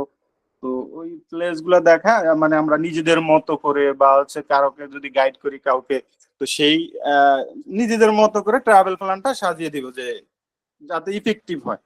আবার গুগল থেকে কপি করা মানে পুরোপুরি কপি করে দিবে এমনও না। তাহলে আইটিনেটা মোটামুটি গেল। আইটিনেটে হচ্ছে আমাদের যে ভিসা রিকোয়েস্ট লেটারে যে ডিউরেশন দিচ্ছি পাশাপাশি অফিস থেকে যে লিভ লেটার দিচ্ছি ওটার সাথে সামঞ্জস্য থাকতে হবে। সামঞ্জস্য না থাকলে হয়তো দেখা গেছে বিএফএস আপনার ডকুমেন্ট অ্যাকসেপ্ট করে নিবে, বাট যখন এম্বাসিতে যাবে এম্বাসি দেখবে যে আপনার এখানে ট্রাভেল প্ল্যান দেখাচ্ছেন আপনার 15 থেকে 21 তারিখ এপ্রিলের। আর মানে এখানে দেখেন আরেকটু জিনিস খেয়াল করছেন কিনা দেখেন, 21 তারিখে ডিপার্চার করতেছি মানে বের হয়ে যাচ্ছি, তো বের হয়ে যে আসতেছি হচ্ছে 22 তারিখে। তো আমার ট্রাভেল অফিস থেকে যে লিভটা ওই লিভটা কি আমার 22 তারিখ পর্যন্ত নাকি আর একটু বেশি, তাহলে বেশি হলে তো অবশ্যই ভিসা অফিসার দেখবে যে না আমার লিভের যে ডিউরেশনটা দিছে অফিস থেকে তো এর ভিতরে করতেছে, এটা ইফেক্টিভ। এরপর হচ্ছে আমাদের পার্সোনাল ব্যাংক স্টেটমেন্ট গুলো। ব্যাংক স্টেটমেন্ট গুলো হচ্ছে 6 মাসের হবে। হ্যাঁ, ব্যাংক স্টেটমেন্ট 6 মাসের হবে। সুইডেন নেদারল্যান্ড পোল্যান্ডের জন্য 6 মান্থের লাস্ট 6 মান্থ বলতে আজকে থেকে লাস্ট 6 মান্থের হিসাব করে আমরা দিব। বা এই মাসটা বেশি হয়ে গেল মানে 16 দিন, আজকে যদি ব্যাংক স্টেটমেন্ট উইথড্র করি ফর এক্সাম্পল, তাইলে প্রিভিয়াস 6 মান্থ যেন থাকে এইভাবে। আর ব্যাংক স্টেটমেন্ট কত ভালো হবে বা কিভাবে মূল্যায়ন করে সেটা আমরা এর আগে বলছি। এরপরে ব্যাংক স্টেটমেন্টের পাশাপাশি আমাদের যদি আরো কোনো অ্যাসেট থাকে অ্যাসেট দিতে পারি, যেমন এফডিআর থাকতে পারে, তারপরে হচ্ছে অন্যান্য সঞ্চয়পত্র থাকতে পারে, তো এগুলা দিয়ে দিব আমরা। এরপর অনেকে বলতে পারে যে অ্যাসেট ভ্যালুয়েশন দেওয়া যায় কিনা, অ্যাসেট ভ্যালুয়েশন চাইলে দিতে পারেন। আর অ্যাসেট ভ্যালুয়েশনটা ইফেক্টিভ কোনো কিছু না। আপনার যদি হচ্ছে অ্যাসেট ঠিক আছে দেখাবেন, যখন আপনার ব্যাংকে টাকা না থাকবে তো অ্যাসেট দেখায় তো কোনো লাভ হবে না। আপনার যদি 50 লাখ টাকার একটা এফডিআর থাকে বা 20 লাখ টাকার এফডিআর থাকে, তো এফডিআরটা ভিসা পাওয়ার ক্ষেত্রে ফার্স্ট ওয়ার্ল্ড কান্ট্রি প্রায়োরিটি দেয় এফডিআর যাদের আছে। এরপর হচ্ছে document related to civil status. Civil status দেখানোর জন্য আমাদের ম্যারেজ সার্টিফিকেট যেটা আছে ওইটা দিতে হবে। ম্যারেজ সার্টিফিকেটটা কেন দিব? আমরা কানাডা ক্লাসও দেখলাম যে ম্যারেজ সার্টিফিকেটটা আহ হচ্ছে আমরা ইন্টেনশনালি যে বাংলাদেশে ব্যাক করতেছি এটার একটা প্রুফ। হ্যাঁ, তো বাংলাদেশে ব্যাক করব যে আমার স্পাউস আছে বা বাচ্চা কাচ্চা আছে। এরপর হচ্ছে চাইলে বাচ্চা কাচ্চাদের বার্থ সার্টিফিকেটও দিয়ে দিতে পারেন, যাতে এম্বাসি দেখলে বুঝলো যে না আমার ফ্যামিলি আছে, যে এই ফ্যামিলি রেখে তাহলে আমি ওখানে গিয়ে ট্যাক্সি চালাবো না বা থেকে যাব না। এরপর হচ্ছে এটা মাইনরদের ক্ষেত্রে যখন মাইনররা অ্যাপ্লাই করবে। এরপর হচ্ছে E visit family or friend. Family or friend যদি আমরা ভিজিট করি সেই ক্ষেত্রে ফ্যামিলি ফ্রেন্ডরা আমাদেরকে ইনভাইটেশন লেটার দিবে অবশ্যই। পাশাপাশি যদি ফ্যামিলি মেম্বার্স হয়, যেমন আমার ভাই থাকে, তাহলে ভাইয়ের সাথে আমার সম্পর্ক প্রুভ করার জন্য কি দিবে? ওর পাসপোর্টের ইনফরমেশন পেজ দিবে, পাশাপাশি ওর বার্থ সার্টিফিকেট দিবে, যাতে ওর বাবা মা আর আমার বাবা মার আইডেন্টি সেম মিন করে, এরকম মানে এই ডকুমেন্ট গুলা দিবে। এরপর হচ্ছে হোটেল কনফার্মেশন। হোটেল কনফার্মেশনটা আমরা দেখিয়ে দিচ্ছি। হোটেল কনফার্মেশনটা আমরা ফ্রি অফ কস্টে বিভিন্ন, যেমন booking.com, আগোডা, তারপরে এরকম অনেকগুলো সাইট আছে যেখান থেকে আমরা free of cost live booking রাখতে পারি। যে বুকিংটা দিচ্ছি আমরা ওটা ক্যান্সেলেশন পলিসি। দেখেন আমি যে বুকিংটা আপনাদেরকে দেখাচ্ছি, এই বুকিংটা হচ্ছে আমার লাইভ থাকবে 11 এপ্রিল পর্যন্ত। এখন 11 এপ্রিল পর্যন্ত যদি লাইভ থাকে, তো কোনো কারণে আমি কার্ড দিয়ে করছি, যদি আমি ভিসা না পাই, মানে যে কোনো কারণে ভিসা না পেলে কিন্তু আমি এটা ক্যান্সেল করে দিতে পারবো। আর পাশাপাশি এই বুকিংটা আমার লাইভ থাকবে 11 তারিখ পর্যন্ত, এটা লাইভ থাকবে। আর আমি যদি এটা পে করি, হয়তো আমার এটা এই হোটেলে গিয়ে থাকলাম বা থাকলাম না, সেটা ডিপেন্ড করে আমার ভিসা পাওয়ার উপর। তো আমরা এরকম লাইভ বুকিং রেখে দিতে। অনেকে বলে যে ফেক হোটেল বুকিং। ফেক বলতে কিছু নাই, এটা লাইভ বুকিং বলে। মানে ফেক বলতে কিছু নাই, লাইভ বুকিং। বুকিংটা যখন আমরা এম্বাসিতে দিব, কোনো কারণে যদি এম্বাসি সার্ভে করে, যেমন আমরা বিজনেস ভিসা করি, বিজনেস ভিসার ক্ষেত্রে অনেক সময় এম্বাসি সার্চ করে যাদের পাসপোর্ট স্ট্যাটাস একটু মানে নর্মাল বা দুই একটা কান্ট্রি ভিজিট করছে, তো এদের ক্ষেত্রে এগুলো সার্ভে করে যে আমি যে হোটেলটা দিচ্ছি বা অ্যাপ্লিকেন্ট যে হোটেলটা দিচ্ছি ওই হোটেলটা লাইভ আছে কিনা। তো না থাকলে আবার এম্বাসি থেকে মেইল করে যে আপনার হোটেল যেটা দিচ্ছেন ওটা ক্যান্সেল হয়ে গেছে, বা মানে মেক শিওর করেন যে হোটেলে এটা কিনা, বা অন্য কোনো হোটেল হলে অন্য কোনো হোটেল দেন। এরকম যাদেরকে ভিসা দেয় তাদেরকে মেইল করে। আর আপনাদের আমাদের যদি নর্মাল যারা আছে তাদের যদি ভিসা না দেয়, তখন ওখানে বলে দিবে যে আপনি একটা হোটেল দিচ্ছেন, ওই হোটেল মানে অ্যাকোমোডেশন দেখাইছেন যে এখানে গিয়ে থাকতেছেন, ওটা ফেক। এরপর হচ্ছে if employee by a company in the Bangladesh certified employee mention. এখানে হচ্ছে অফিস থেকে আমাদের একটা মানে লেটার দিবে, লিভ লেটার। এখানে মানে এটা কন্ডিশন পুরোপুরি দেওয়া আছে যে কি কি থাকবে, একটা কোম্পানি লেটার হেডপ্যাডে দিবে। তো এখানে হচ্ছে আমাদের নেম, পজিশন, তারপর হচ্ছে স্যালারি, লাভ লাভ লাভ, মানে একটা স্মার্ট বলে কি বলে স্ট্যান্ডার্ড স্ট্যান্ডার্ড যে ইয়ে আছে আপনার আমাদের লিভ লেটার, ওইটা যেন থাকে। এখন অনেকে বলতে পারেন যে 16 নাম্বার আর হচ্ছে কি বলে, আমি একটু দেখে যাচ্ছি, 16 আর 7-এর ভিতরে তফাৎ কি? 16 আর 7-এর ভিতরে তফাৎ নাই, দুইটা সেম ডকুমেন্টই কভার করে। বাট হচ্ছে কিছু কিছু সময় আপনার হচ্ছে যখন কোম্পানির থ্রুতে আমরা খরচ বিয়ার করি তখন দুইটা লেটার হয়। একটা হচ্ছে কোম্পানি আমাদেরকে এনওসি লিখে দিচ্ছে, আর একটা হচ্ছে আমাদেরকে এনওসি দিচ্ছে। খরচ বিয়ার করবে ওই মর্মে একটা সার্টিফিকেট দিচ্ছে, আর একটা এনওসি দিচ্ছে, এই। আর ইফ সেলফ এমপ্লয়ি হলে তো আমরা জানি আমাদের ট্রেড লাইসেন্স থাকে, ট্রেড লাইসেন্স, তারপর হচ্ছে আপনার লিমিটেড কোম্পানি হলে মেমোরেন্ডাম বা হচ্ছে আর্টিকেল সরি 10-12 এগুলো। এরপর হচ্ছে tin certificate, company bank statement last 6 month, এটা হচ্ছে প্রফেশন প্রুফ এবং হচ্ছে ইনকাম সোর্স কভার করার জন্য এটা। আর স্টুডেন্ট হলে স্টুডেন্টের জন্য কি লাগে সেটা আমরা জানি, যদি স্কুল চলাকালীন যায় সে তাহলে লিভ লেটার লাগবে। এরপর হচ্ছে স্কুলের ভ্যালিড আইডি কার্ডের ফটোকপি লাগবে বোথ সাইডে। এরপর হচ্ছে ইফ ট্রাভেলিং উইথ স্পাউস, স্পাউসের সাথে গেলে তো অবশ্যই ম্যারেজ সার্টিফিকেট লাগবে। আর এখানে দেখেন এটা ম্যারেজ সার্টিফিকেট এখানেও বলছে 19 নম্বরে, আর এখানেও কিন্তু আপনার 12 নম্বরেও বলছে। তো সেই ক্ষেত্রে আমরা যখন ম্যারিটাল স্ট্যাটাস দেখাবো ম্যারিড, সেই ক্ষেত্রে যদি স্পাউস ট্রাভেল নাও করে তো সেই ক্ষেত্রে আমরা ম্যারেজ সার্টিফিকেটটা অবশ্যই দেখাবো, এটা দেখানো ভালো।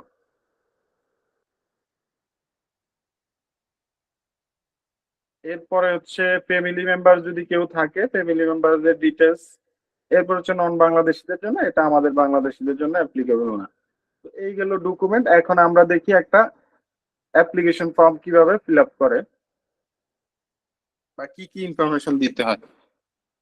তো অ্যাপ্লিকেশন ফর্মটা আমাদের দেখেন ফ্রেশ যে অ্যাপ্লিকেশন ফর্মটা ওইটা কিরকম হয়, আর পাশাপাশি আমরা যেটা ফিল আপ করছি এটা কিরকম হয় দেখেন। এটা হচ্ছে একদম ব্ল্যাঙ্ক। হুম। আর এটা আমরা বলছি যে আমরা হাতে লিখে না লিখে কম্পিউটারে টাইপ করে লিখে দিব। তো এখন দেখেন সারনেম, সারনেম প্রথম হচ্ছে surname, surname as per passport যা আছে, সারনেম এট বার্থ, বার্থ থেকে সারনেম কি, তো এখানে যার নাম দিয়েছি তার নাম, সারনেম অ্যাজ পার পাসপোর্ট দুইটাই দিয়ে দিচ্ছি। এরপর হচ্ছে first name as per passport, এগুলো অ্যাজ পার পাসপোর্ট যা যা ইনফরমেশন আছে এটা তো আমরা এতদিনে অভ্যস্ত হয়ে গেছি যে অ্যাজ পার পাসপোর্ট। এরপর place of sorry date of birth 4 number option, date of birth, date of birth as per passport, place of birth as per passport, country of nationality Bangladeshi as per পাসপোর্টে হয়, country of birth Bangladesh. এরপর হচ্ছে male female যেটা হয় এটা। এরপর হচ্ছে marital status, single হলে সিঙ্গেল, ম্যারিড হলে ম্যারিড। তো আমরা যখন এখানে দেখেন ক্লিক করবো, ক্লিক করলে কিন্তু এখানে নিয়ে নিবে মেল, ম্যারিড। আর এগুলো যদি হাতে লিখতে যাই কাটা ছিঁড়া হয়ে যাবে, এগুলো দেখতে অসুন্দর দেখাবে। এরপর হচ্ছে 10 নাম্বার হচ্ছে প্যারেন্টাল অথরিটি, যদি কোনো মাইনর অ্যাপ্লাই করে তখন তার ক্ষেত্রে এটা অ্যাপ্লিকেবল। এরপর হচ্ছে 11 নাম্বার হচ্ছে আমাদের ন্যাশনাল আইডি নাম্বার যেটা থাকে এটা। তো এটা আমরা আগেও বলছি যে আমরা যদি স্মার্ট এনআইডি কার্ড থাকে বা পাসপোর্টে যে এনআইডি কার্ডের ইনফরমেশন আছে ওটার সাথে না মিলে তাহলে আপডেট যেটা আছে ওইটা দিব, পাশাপাশি এনআইডি কার্ডের একটা ফটোকপি দিয়ে দিব আমরা। এরপর হচ্ছে অর্ডিনারি পাসপোর্ট, আমরা যেহেতু অর্ডিনারি পাসপোর্ট হোল্ড করি অর্ডিনারি পাসপোর্ট দিয়ে অ্যাপ্লাই করতেছি। ডিপ্লোম্যাটিক পাসপোর্ট হলে ডিপ্লোমাতে, আদার্স যদি কোনো অপশন থাকে আমি যার জন্য করছি সেটা হলো মানে ওই অন্য কোনো পাসপোর্ট দিয়ে অ্যাপ্লাই করলে সেটা আলাদা হিসাব। তা আমরা রেগুলার যারা করি অর্ডিনারি পাসপোর্ট, আমাদের পাসপোর্ট টাইপই হচ্ছে অর্ডিনারি পাসপোর্ট। এরপর হচ্ছে নাম্বার অফ ট্রাভেল ডকুমেন্ট, এখানে হচ্ছে আমাদের পাসপোর্ট নাম্বার যেটা থাকে 9 ডিজিটের এটা। এরপরে ডেট অফ ইস্যু, পাসপোর্টের issue date, valid until passport issue মানে expire date, issuing authority DAP Dhaka যেভাবে আছে আমরা এটা দিয়ে দিব। এরপরে 17 নম্বরটাও যদি ফ্যামিলি মেম্বার্স কেউ ইউরোপ নাগরিক থাকতো তাদের জন্য অ্যাপ্লিকেবল, এটা আমাদের জন্য অ্যাপ্লিকেবল না, যাদের জন্য অ্যাপ্লিকেবল তারা এটা ফিল আপ করবে। এরপরে হচ্ছে ফ্যামিলি মেম্বার্স রিলেশনশিপ উইথ ইউরোপের যদি কোনো ফ্যামিলি মেম্বার্স থাকে তাহলে আপনার 17 নম্বরটা যদি ইয়েস হয় তো এটা অবশ্যই ফিল আপ করতে হবে। 17 নম্বর 18 নম্বর দুইটা মানে 17 নম্বরে ইনফরমেশন দিলে এর সাথে সম্পর্ক কি সেটা এখানে দিতে হবে 18 নম্বরে। তো এটা আমাদের যে যদি কেউ থাকে ফ্যামিলি মেম্বার্স তাদের ক্ষেত্রে অ্যাপ্লিকেবল, আদারওয়াইজ অ্যাপ্লিকেবল না। এরপর হচ্ছে resident in a country other than country of current nationality, আমরা যদি অন্য কোনো কান্ট্রির ন্যাশনালিটি থাকে, অনেকে দুবাই রেসিডেন্ট পারমিট থাকে তাহলে তারা দিয়ে ইয়েস দিয়ে দিবেন, ইয়েস দিয়ে ওটার ভ্যালিডিটি দিয়ে দিবেন, তারপর নাম্বার দিয়ে দিবেন। এরপর হচ্ছে 21 নম্বর হচ্ছে কারেন্ট অকুপেশন, আমাদের কারেন্ট অকুপেশন যেটা আছে এটার প্রাইভেট সার্ভিস হলে প্রাইভেট সার্ভিস, বিজনেস পার্সন হলে বিজনেস পার্সন, বিজনেস বিজনেস দিয়ে আমরা আমাদের ডেজিগনেশনটা দিয়ে দিব, প্রাইভেট সার্ভিস হলে আমাদের ডেজিগনেশনটা দিয়ে দিব। এরপরে বিজনেস যারা করবে বিজনেসের বিজনেস যদি হয় প্রোপাইটারশিপ তাহলে দিয়ে দিবে বিজনেস, এরপরে কমা দিয়ে এখানে প্রোপাইটার। এরপর হচ্ছে লিমিটেড কোম্পানির যদি ডিরেক্টর হয় তাহলে ডিরেক্টর এখানে দিবে বিজনেস ডিরেক্টরশিপ, ডিরেক্টর দিয়ে দিবে, যে যে ডেজিগনেশন হোল্ড করে ওইভাবে। আর এরপর হচ্ছে এখানে employer address and telephone number. আর স্টুডেন্ট হলে স্টুডেন্ট ভিসার ক্ষেত্রে আলাদা জিনিস, স্টুডেন্ট ভিসা যেটা আমরা করছি না এখন। দেখেন এখানে হচ্ছে আপনার কোম্পানির নাম, প্রথমে কোম্পানির নাম দিয়ে দিব, এরপর হচ্ছে কোম্পানির ফুল অ্যাড্রেস যেটা আছে ওটা দিয়ে দিব, এরপর হচ্ছে কোম্পানির টেলিফোন নাম্বার যেটা কোম্পানির ফ্যাডে থাকে বা হচ্ছে আপনাকে এনওসি তে যেই লেটার হেড প্যাড দিচ্ছে ওই ভ্যালিড নাম্বার কিন্তু দিতে হবে। এরপর হচ্ছে পারপাস অফ জার্নি। জার্নিতে আমরা হচ্ছে আগে বলছি যে ট্যুরিস্ট ভিসার জন্য আমরা অ্যাপ্লাই করতেছি, তাহলে ট্যুরিস্ট এখানে ক্লিক করে দিলাম। আর এরপর হচ্ছে বিজনেস যদি হয় বিজনেস, ফ্যামিলি ভিজিট হলে যে যেভাবে একাধিক অ্যাক্টিভিটিস এর জন্য কেউ ট্রাভেল করতে পারেন, তো একাধিক হলে একাধিক দিয়ে দিব। এরপর হচ্ছে 23 গেল, 24 নাম্বার। 24 নাম্বার হচ্ছে additional information on purpose of stay. আমরা এখানে দিয়ে দিলাম tourism, recreation and sightseeing দেখার জন্য আমরা যাচ্ছি। এরপর হচ্ছে 25 number member state of main destination. Main destination হচ্ছে আমরা যেহেতু সুইডেনের জন্য অ্যাপ্লাই করতেছি, সুইডেনের এরকম। এরপর হচ্ছে member state of first entry. এখানে কিন্তু মজার একটা জিনিস আমরা বলি, এখানে অনেকে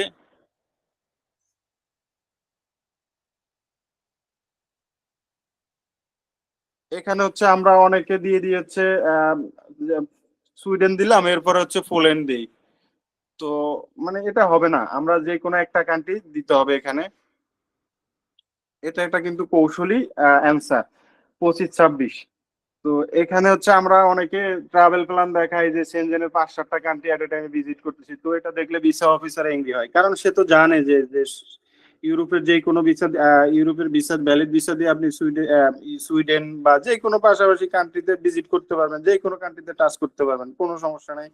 তো সেই ক্ষেত্রে সে কিন্তু জানে। আর আপনি যদি এখানে দেখান যে সুইডেন যাচ্ছেন, আবার দেখাচ্ছেন জার্মানি যাচ্ছেন, তো এটা দেখলে ভিসা অফিসার এঙ্গি হয়। অনেকে আবার এগুলা যখন ওভার দা ফোনে কল কথা বলে, তখন সে যে এই রাগান্বিত হয়ে বলে যে এটা তাইলে আপনি অন্য থ্রু, এম্বাসির থ্রুতে অ্যাপ্লাই করতে পারতেন। আবার আমরা অনেক সময় দেখাই কি, যেমন হচ্ছে সুইডেনে যাচ্ছি, সুইডেনে 5 দিন থাকা দেখায়, আবার হচ্ছে জার্মানিতে 10 দিন থেকে থাকা দেখায়, তো এটা তো ঝামেলা আছে, ভিসা অফিসার ইয়ে হয়।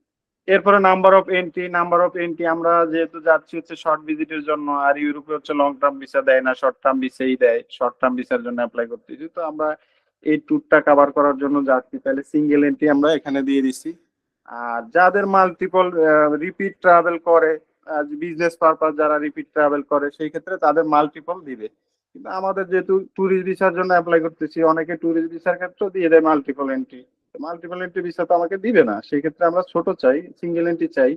সিঙ্গেল এন্ট্রি চাইলে সিঙ্গেল এন্ট্রি দিবে, কিন্তু মাল্টিপল চাইলে সে বুঝে যে না, আসলে আমার ইন্টেনশন ঠিক নাই। এরপর হচ্ছে আমার ইন্টারনেট ডে, কবে আমরা ট্রাভেল করতেছি সেটা আমাদের অ্যাজ পার যে আমাদের ভিসা, মানে যে ডকুমেন্ট গুলো সাজাচ্ছি যেভাবে 15 এপ্রিল ওইভাবে আমরা এখানে দিয়ে দিচ্ছি। আর লিভ দিচ্ছি হচ্ছে 21 তারিখ, মানে ওখান থেকে আর ব্যাক করব। এরপর হচ্ছে প্রিভিয়াস বায়োমেট্রিক হিস্টোরি, যদি থাকে কারো বায়োমেট্রিক হিস্টোরি এখানে ইয়েস দিয়ে দিব, আর যদি নো হয় তাহলে নো দিব। আর অনেকে হয়তো রিফিউজ আছে বাট বায়োমেট্রিক বায়োমেট্রিক হিস্টোরি আছে, তাহলে অবশ্যই ইয়েস দিবেন। ইয়েস দিয়ে এখানে ইফ ডেট নোন, যদি ডেট জানেন তাহলে ইয়েস দিয়ে দিবেন। আর এখানে যদি প্রিভিয়াস কারো ভিসা থাকে, ইয়েস দিয়ে, ডেট আপনি জানেন না জানেন কোনো সমস্যা নাই, বাট হচ্ছে আপনার ভিসা স্টিকার নাম্বার যেটা থাকে previous passport, sorry Shenzhen visa থেকে আপনাকে ওটা দিয়ে দিতে হবে। এরপরে 29 নাম্বার, এটা হচ্ছে এখন এলিজিবল না, entry permit for the final country of destination. এটা মানে আমাদের ক্ষেত্রে এলিজিবল না, এক সময় এলিজিবল, মানে প্রয়োজন ছিল, এটা এখন দরকার হয় না। এটা স্কিপ, মানে অপশনাল একটা অপশন। বা হচ্ছে আমরা যখন ট্রানজিট ট্রানজিট ভিসার জন্য অ্যাপ্লাই করবো, সেই ক্ষেত্রে এটা মানে দরকার আছে। মানে অনেকে ট্রানজিটের জন্য হচ্ছে আপনার সেনজেনের ভিসার অ্যাপ্লাই করে, এরকম হইতে পারে। এরপর হচ্ছে surname and first name of the inviting person in the member of state. আমরা যেহেতু আমরা কোনো ইনভাইটেশন আমাদেরকে কেউ পাঠাচ্ছে না, আমরা as a tourist, fresh tourist হিসাবে অ্যাপ্লাই করতেছি, সেই ক্ষেত্রে আমাদেরকে যদি কেউ ইনভাইটেশন পাঠায় সেটা আলাদা জিনিস। ইনভাইটেশন যেহেতু পাঠাচ্ছে না, সেই ক্ষেত্রে আমরা কি দিব, ইফ নট অ্যাপ্লিকেবল, মানে আমাদেরকে বলছে যদি নট অ্যাপ্লিকেবল হয়, কেউ ইনভাইটেশন না করে, তাহলে নেম অফ হোটেল যেখানে গিয়ে আমরা থাকবো, তো আমরা যে হোটেলটা এখানে বুকিং দেখাচ্ছি ওই হোটেলের ডিটেলসটা এখানে দিয়ে দিচ্ছি। ওই হোটেলের ডিটেলস কি কি দিতে হবে, প্রথমে হচ্ছে হোটেলের নেম, এরপর হচ্ছে হোটেলের অ্যাড্রেস, হোটেলের মেইল অ্যাড্রেস।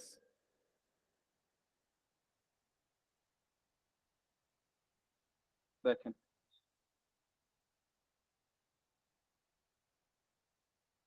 হোটেলের নাম দিলাম, এখানে হোটেলের ফুল যে অ্যাড্রেস আছে এই অ্যাড্রেস দিয়ে দিছি। এরপর হচ্ছে হোটেলের মেইল অ্যাড্রেস, হোটেলের মেইল অ্যাড্রেস হোটেলের ওয়েবসাইটে গেলে আমরা পেয়ে যাব। এরপর হচ্ছে টেলিফোন নাম্বার, ফোন নাম্বার এখানে দেওয়া থাকবে হোটেলের। বুকিং যে ডট, মানে বুকিং যে ডট কম যদি করি বা যে কোনো ওয়েবসাইট থেকে করলে ওদের ওখানে দেয়া থাকবে। এরপর হচ্ছে আপনার হচ্ছে name and address of inviting company. এখন আমাদের যখন বিজনেস পারপাস আমরা ট্রাভেল করব সেই ক্ষেত্রে এটা মানে প্রযোজ্য। আদারওয়াইজ এটা তো দরকার নাই, এটা সবাই বুঝতেছেন। এরপর হচ্ছে 31 নাম্বার শেষ হয়ে গেল। 32 নাম্বার হচ্ছে এই ট্যুরের কস্টটা কে বিয়ার করবে আর কিভাবে সেটা করব। অ্যাপ্লিকেন্ট যদি হিমসেলফ নিজে নিজের খরচ বহন করে, ক্যাশ ক্রেডিট, আমরা এই দেখবো একটু আগেই বলছি যে কেন ক্রেডিট কার্ড দিতে হয়, কারণ যদি আমরা ক্রেডিট কার্ডে ভ্যালিড কি বলে লিমিট থাকে তো ক্রেডিট কার্ড নিয়ে যেতে পারি। এরপর হচ্ছে ক্যাশে নিয়ে যেতে পারি।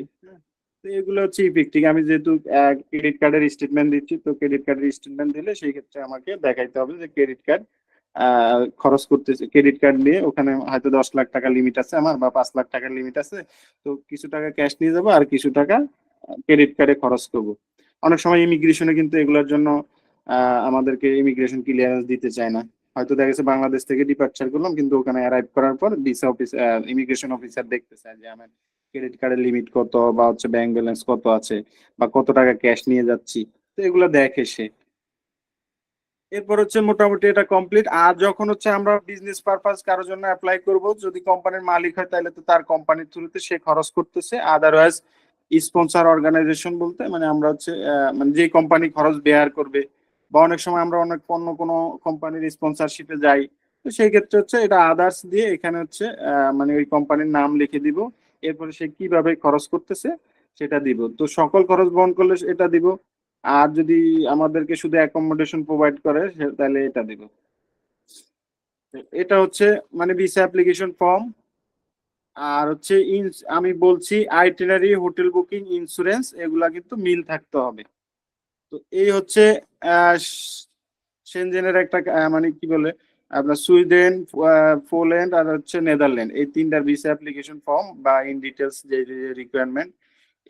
প্রথমে হচ্ছে আমরা এই যে রিকোয়ারমেন্ট ফুলফিল করব। রিকোয়ারমেন্ট ফুলফিল করে আমরা হচ্ছে বিএফএস এ যাব। বিএফএস এ গিয়ে বায়োমেট্রিক দিয়ে পাসপোর্ট জমা দিয়ে আসবো। জমা দেওয়ার হচ্ছে আমাদের প্রসেসিং টাইম তো আমি বলে দিয়েছি যে 15 দিন। আহ, এর আগে অনেকে রিফিউজ হলে চলে আসে, আবার ফ্রিকোয়েন্ট ট্রাভেলার যারা তাদের হয়তো 7 দিনও চলে আসে অ্যাপ্রুভাল। আর পাশাপাশি আমরা চাইলে এটা অনলাইন ট্র্যাকিং করেও দেখতে পারি। অনলাইন ট্র্যাকিং করে কিভাবে সেটা একটু দেখাচ্ছি।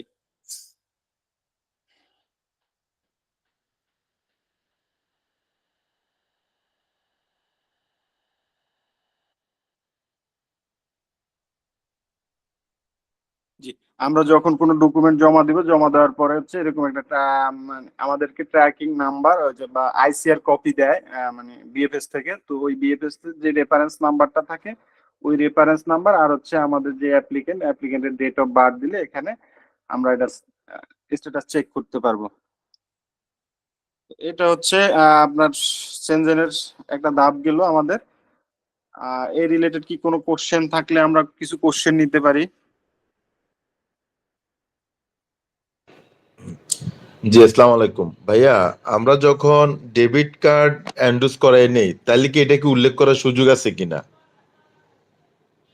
না, আমাদের যখন ক্রেডিট কার্ড এন্ডোস, এন্ডোস তো একটা ভ্যালুয়েবল জিনিস, বাট হচ্ছে আমরা ক্রেডিট কার্ডের একটা লিমিট থাকে। ক্রেডিট কার্ডের প্রত্যেকের ক্রেডিট কার্ডের যারা ইউজ করেন তাদের একটা লিমিট থাকে, ওটা কিন্তু দেখানো যায়। আমরা যখন কার্ডের স্টেটমেন্ট নেই তখন ওটা দেখায় যে কত টাকা ক্রেডিট লিমিট আছে, কত টাকা আমি খরচ করছি। তো এরকম লিমিট, এটা ইফেক্টিভ। আর ডেবিট কার্ড যেটা আছে, ডেবিট কার্ডে তো আমার অ্যাকাউন্টে টাকা আছে, তো খরচ করার ওয়ে আছে, আদারওয়াইজ খরচ করার ওয়ে নেই। তো ওইটা ডেবিট কার্ডেরটা অ্যাকসেপ্টেবল না, ক্রেডিট কার্ডেরটা অ্যাকসেপ্টেবল এখানে। এই ক্ষেত্রে আমি শুধু ক্যাশ উল্লেখ করব, কোনো কার্ড উল্লেখ করার দরকার নাই। না না, সেটা কার্ড উল্লেখ করার দরকার নেই। জি। আর এখানে কিন্তু পয়েন্টটা দেয়াই আছে ক্রেডিট কার্ডের জন্য শুধু। আবার আদার্স একটা ঘর আছে যে ভাইয়া, নিচে আদার্স। আদার্স, হ্যাঁ হ্যাঁ,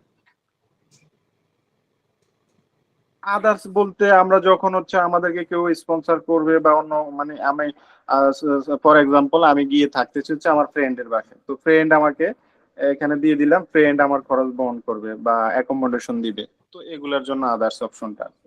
আর এখানে তো আমরা বলছি যে সেলফ ফাইন্যান্সে যাচ্ছি সরাসরি।